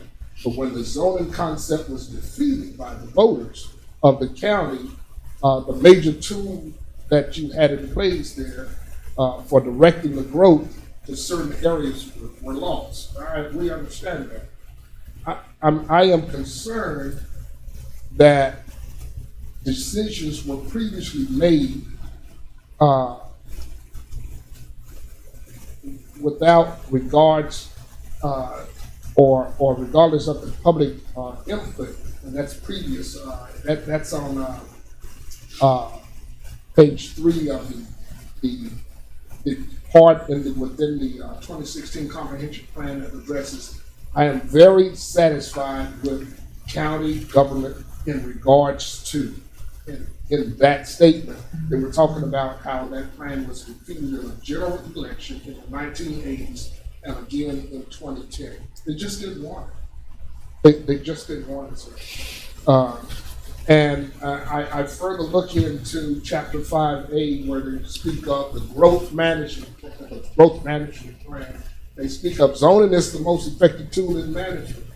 But as the residents have spoken on the issue, other options need to be explored if growth management is going to occur, which many residents desire, according to survey results and public hearing comments. So the bottom line for that was that we just didn't want the zone, and for many reasons. And here are some of the reasons. Clearly, we've talked about property value, decreasing. We're concerned about that, very concerned about that. But I'm also concerned, and the residents of Chateaugate are concerned about the breakup of the residents and how the zoning is proposed. You've got about a third in that color area of our residents in Chateaugate, and about 2/3 that's not in there. To deal with two different mindsets, because eventually that zoning, the way it's broken into and split, some will be in compliance in one zone and some will be compliance in another. Actually, the map that you have there, Mr. Bowers, is the zoning district as it is today, I believe. Okay, so I think the only thing here is that we're talking about here tonight is that the Steptoes was asking for a petition, not a petition, but asking for it to be removed. Yes, sir. I have a suggestion to fix the problem that you have. You know, we can talk about that another time. I'd love to have that conversation. Yeah, okay. I'd love to have a conversation. Thank you for that clarity. Yes, sir. And so, again, as far as the traffic that this would increase going along Tuscarora Pike, just a total chokehold. Now, it's pretty busy during the peak hour times right now. Total chokehold. And again, I mentioned the possible or potential increased crime within the area, which we're always concerned about. So right now, it's peaceful, tranquil, we enjoy living. And that would cause some challenges that we foresee. Commercial industry, if it is allowed to move in there, it's not what we desire. We just didn't desire that coming in, and we would hope that you all consider that we do not want that there. And then finally, we're just concerned about the area in which we live in right now, moving into the Tuscarora area. Just safeguard it. We enjoy seeing the wild turkeys run around. We enjoy seeing that area not being blasted, and God knows what's going to be said in the field. I did know that I was a resident that built my first home in Spring Mills. It was said to have just X amount of homes. And if you look at that right now, it's like a little Chicago where residents can almost shake their hands out of homes and talk to each other. And there was a lot of blasting. My last concern was, yes, I'm a long-serving veteran. I've been in a lot of combat zones. I was very concerned that in order for Mr. Henry to do his development in Spring Mills, he had to do a lot of blasting. There was no warning of that. Folks who've been in situations that I've been in, it's not a very good situation. And so, I would ask that if that was to happen, that we had some type of warning to our veterans in that area, because it doesn't bear well with that type of activity going on, and it's unannounced to us. But I will wrap it up again by thanking you for your time. Many things have been said. I'm not going to repeat those, but I am here to represent the community of Chateaugate, and they have a huge voice and a huge concern that this zoning not in place and keep it in place as it is today. Okay, thank you, Mr. Bowers, and I'm available after the meeting if you like. Thank you. I look forward to that. Okay. Certainly. All right. I think I just want to make a quick statement here, is that the existing zoning district that you live or are near does allow for residential single-family housing. Just want to make sure everybody understands that. Okay, so even if this request is denied, there could still be construction on that site. Okay, all right. Next, it looks like Dan Sure. Thank you. I figure if I'd stalled long enough, you'd correct me. I would jump right in there. All right. As stated, my name is Dan Shirley. My wife and I, Sheila, bought the property at 15 Showers Lane. We are within the zoning district. Okay. I spoke before the Planning Commission on May the 17th. I bought my house from Mrs. Elizabeth Lutz. Her and I agreed upon the appraisal. The deal was done, business was over. Then she hands me the zoning ordinance. She thought 30 years ago that it would be of value. How right she was. That has become a safety net, policy insurance, that my property would continue to grow or at least maintain the value. As you look around this county, and with the influx of people that want to move here, wouldn't it be a shame to think 30 years ago I paid X number of dollars for that house due to the fact that a petitioner wants some of that property removed from the zoned area, which is outside my kitchen window, bedroom windows, and I'm going to be looking into storage sheds, commercial property, unspecified what kind, just commercial property. And the value, X dollars that I paid for it 30 years ago, could be less when that's built. That would be atrocious. I would like each one of them to consider this. Our ordinance isn't against growth. You just said there could be single dwelling homes there, detached homes. We know growth is going to happen. We're not worried about that kind of growth. We're worried about growth that doesn't enhance what has been there 50 years. That's what we're worried about. Build all you want, according to the ordinance. We have nothing against it. We invite people to come and live in such a great community that we have. It afforded us the opportunity to raise a family in a safe zone. Very quiet, peaceful, and a lot of different kind of folks lived there. It didn't matter the walk of life you were from, you were invited to live there. That's important. We talk about quality of life. No matter if you want to say it out loud or not. Quality of life is intertwined with financial status. You go buy a house in Shires Lane today, 30 years ago, 3 months ago, and find out all of a sudden, due to satisfy a small group of people and a developer, they're the winners. You might lose money on your investment. That's intertwined with financial status and quality of life. Now, your quality of life has no chance except to go down, let alone thinking. We raised a family there. We did the best we could to put them through schools. We give them every opportunity that we might not have had. And you're going to leave them less than what they started with. That's not right. Closing, I would like to say, Scott McAvoy said it this morning. He's willing to get back on the Board of Zoning Appeals. Scott and I both were a member of that. We both had issues that didn't allow us to continue being a part of that. I would definitely rejoin that committee and do everything I can. And I appreciate your time. Thank you, John. I think we have, 3 people for interviews next week? Oh, you have more than that. Full. We have 8? 6, 7. Yeah, Okay. we have 7 scheduled for next week and then more applicants. Okay. And how many vacancies do we have on those? 3, that's right, 4, 3 or 4. 5 total. 5 total. We have one person sitting there. There's one seated. Huh? I think there's one seated. Yeah. Okay. All right. All right, next is Janet White. I'm sorry, I skipped over Mr. Sullivan, so I'll come back to you. Good evening, gentlemen, ladies.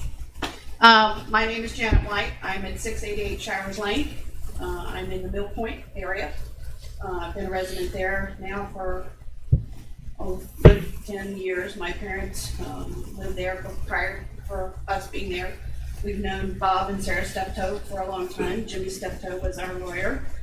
As many of you know that family. We are not opposed to a residential area and maintaining that zoning for residential rural. But let's do it smartly so that we can maintain the community that we have. so that we can maintain growing families and so forth. But let's do it smartly. Let's not just pack them in there like cracker boxes. You know, that's what we got away from. We used to live in Martinsburg, in the town, on Tennessee Avenue. But we moved out there so that we could have the room that we needed to enjoy ourselves, to have some breathing room, to enjoy the wildlife that's out there. But if they want to sell the property, that's their choice. But we need to maintain that residential rural zoning. To have no zoning at all is not a smart thing to do. We need our protections. You need your protections. So it's important when you do that and you decide, and if there is some decision to change some of that, what about having it smart so that there's some recreational area in there that the entire community can come to enjoy. We don't need another storage. There's just one that's come up on the other side of 81. What do you need storage units for? What do you need another piece of commercial property when we have so much vacant commercial property as is? We don't need it in our community here, in our residential areas. So let's try to maintain that integrity of what they wanted for this place. Thank you. John Sullivan. Thank you. Thank you, sir. Anybody else here from Tuscarora Springs? I guess we are involved in this. You are outside the zoned We're area, outside, okay. but we will listen to your comments, sir. Okay, well, I'm a taxpayer, veteran, homeowner, and voter. And we thank you for all of those. Yeah, thank you. Especially the tax side of it right now. Thank the guys that fought and died for it too. Yes. And anyway, mine is kind of personal because I've been working construction for about 45 years and about 5 years in the Marine Corps and the infantry, and I like quiet when I have some time off. And try to get a couple of days a week, or sometimes only 1 day a week, but 1 day of quiet is worth all the effort, and because I drive a long way, I work in the city still. I'm old, but I still work. Most of my work is here.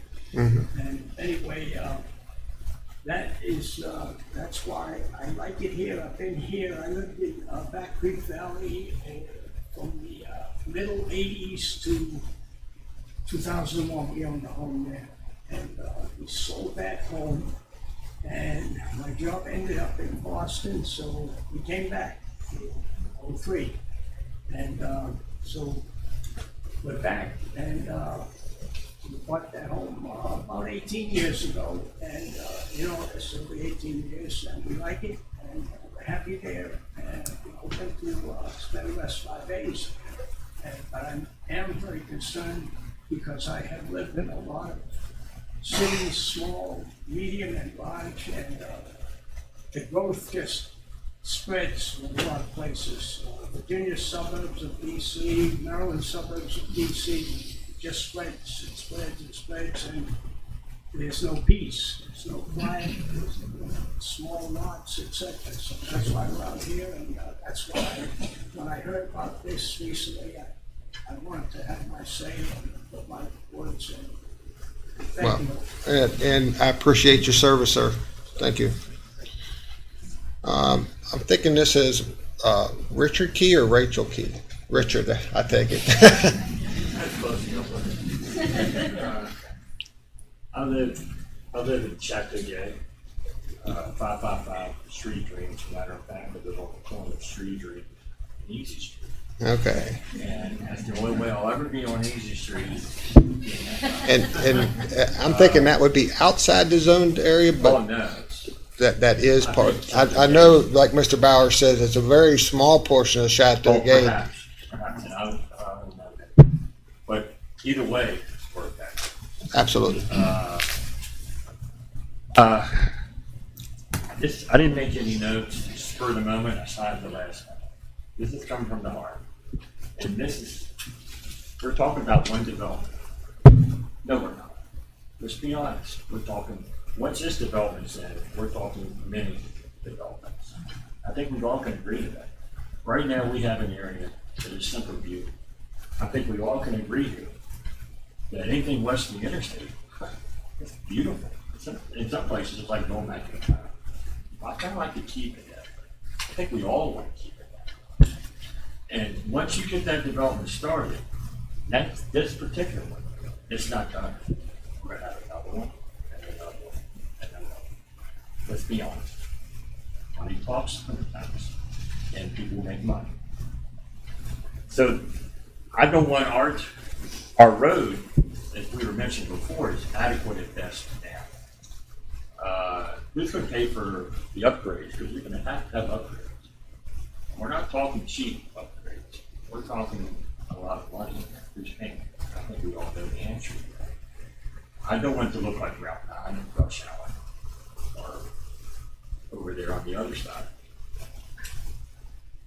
Let's keep it beautiful. Let's keep it the way it is.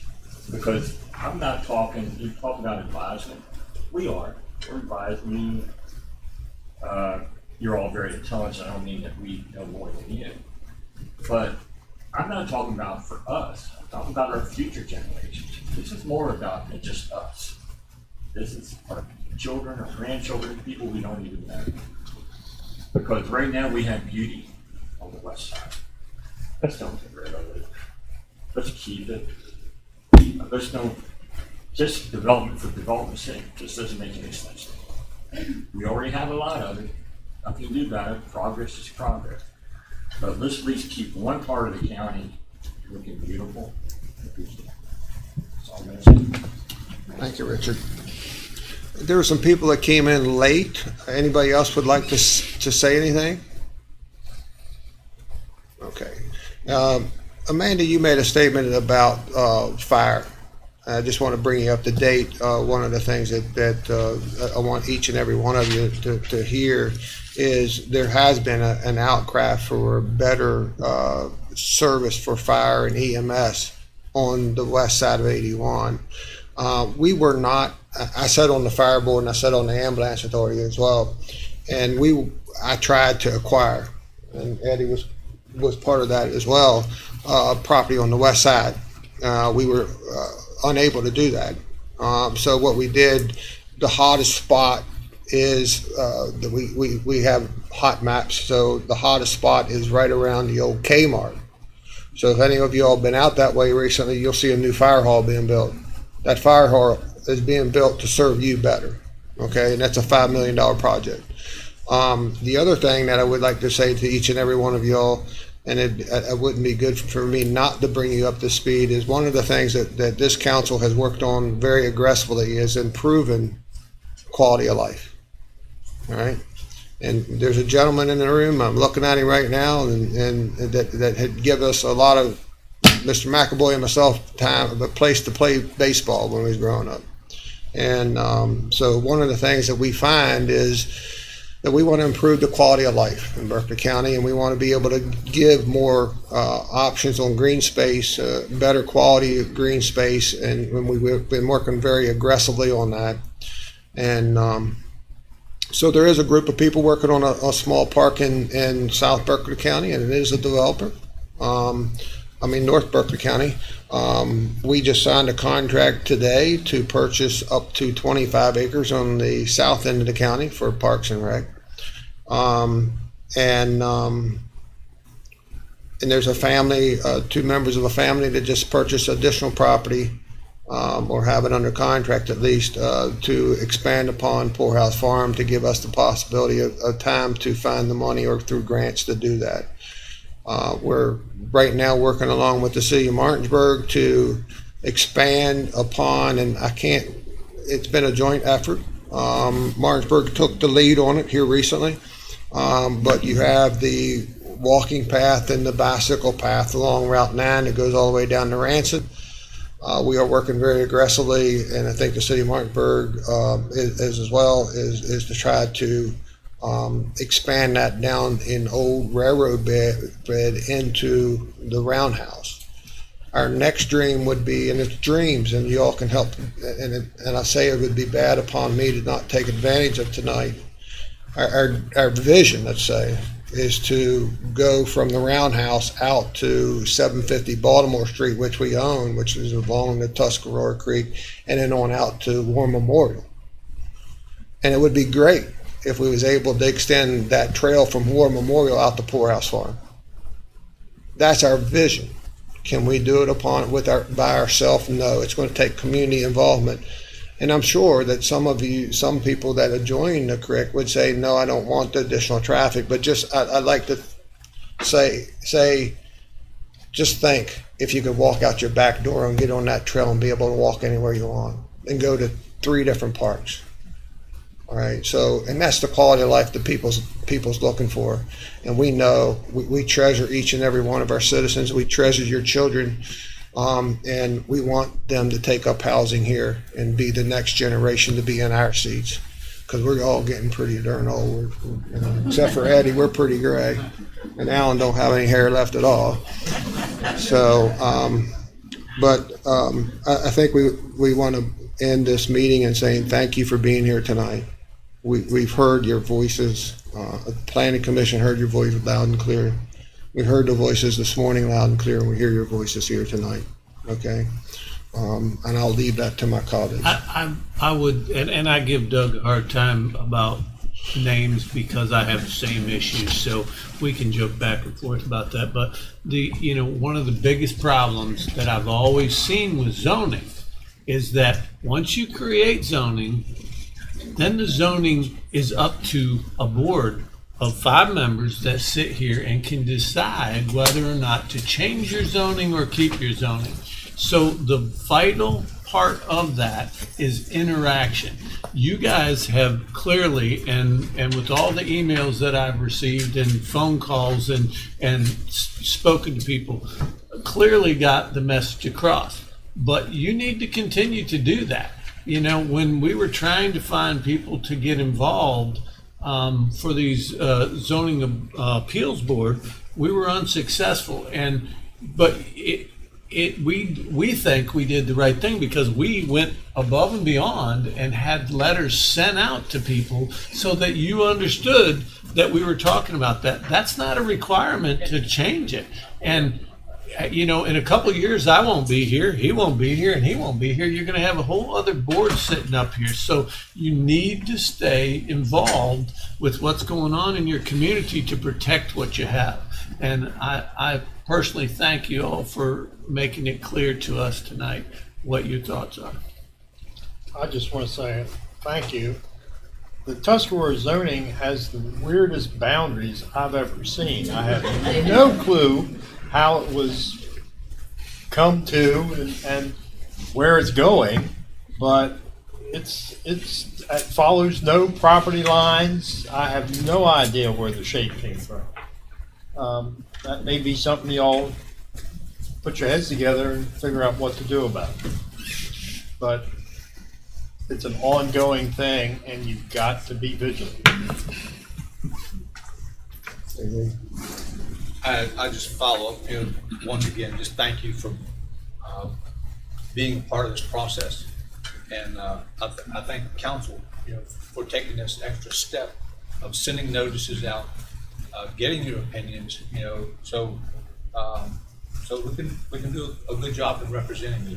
So, but the key to the whole thing is you and your participation and your comments, from all 3 of the sessions that we've had. Thank you very much. Mr. President, if I may, the council has received the recommendation of the Planning Commission. As you know, they voted this past Monday night. The council received the recommendation from the Planning Commission yesterday. I have scheduled the discussion and decision on the Planning Commission recommendation for the petition of Tuscarora zoning map. Discussion action is scheduled for 12:15 next Thursday here in Chambers. All right. For those of you that don't know, we do televise live on the meeting, so. Not that we don't like seeing you, because it's good to see a crowd in here. All right, entertain a motion to close the public hearing. So moved. Second. I have a motion on the floor in a second. Any discussion? If not, all in favor say aye. Aye. Anyone opposed? The motion carries. And Mr. Barnard, if you do the honor, Mr. President, move to recess. we are recessed.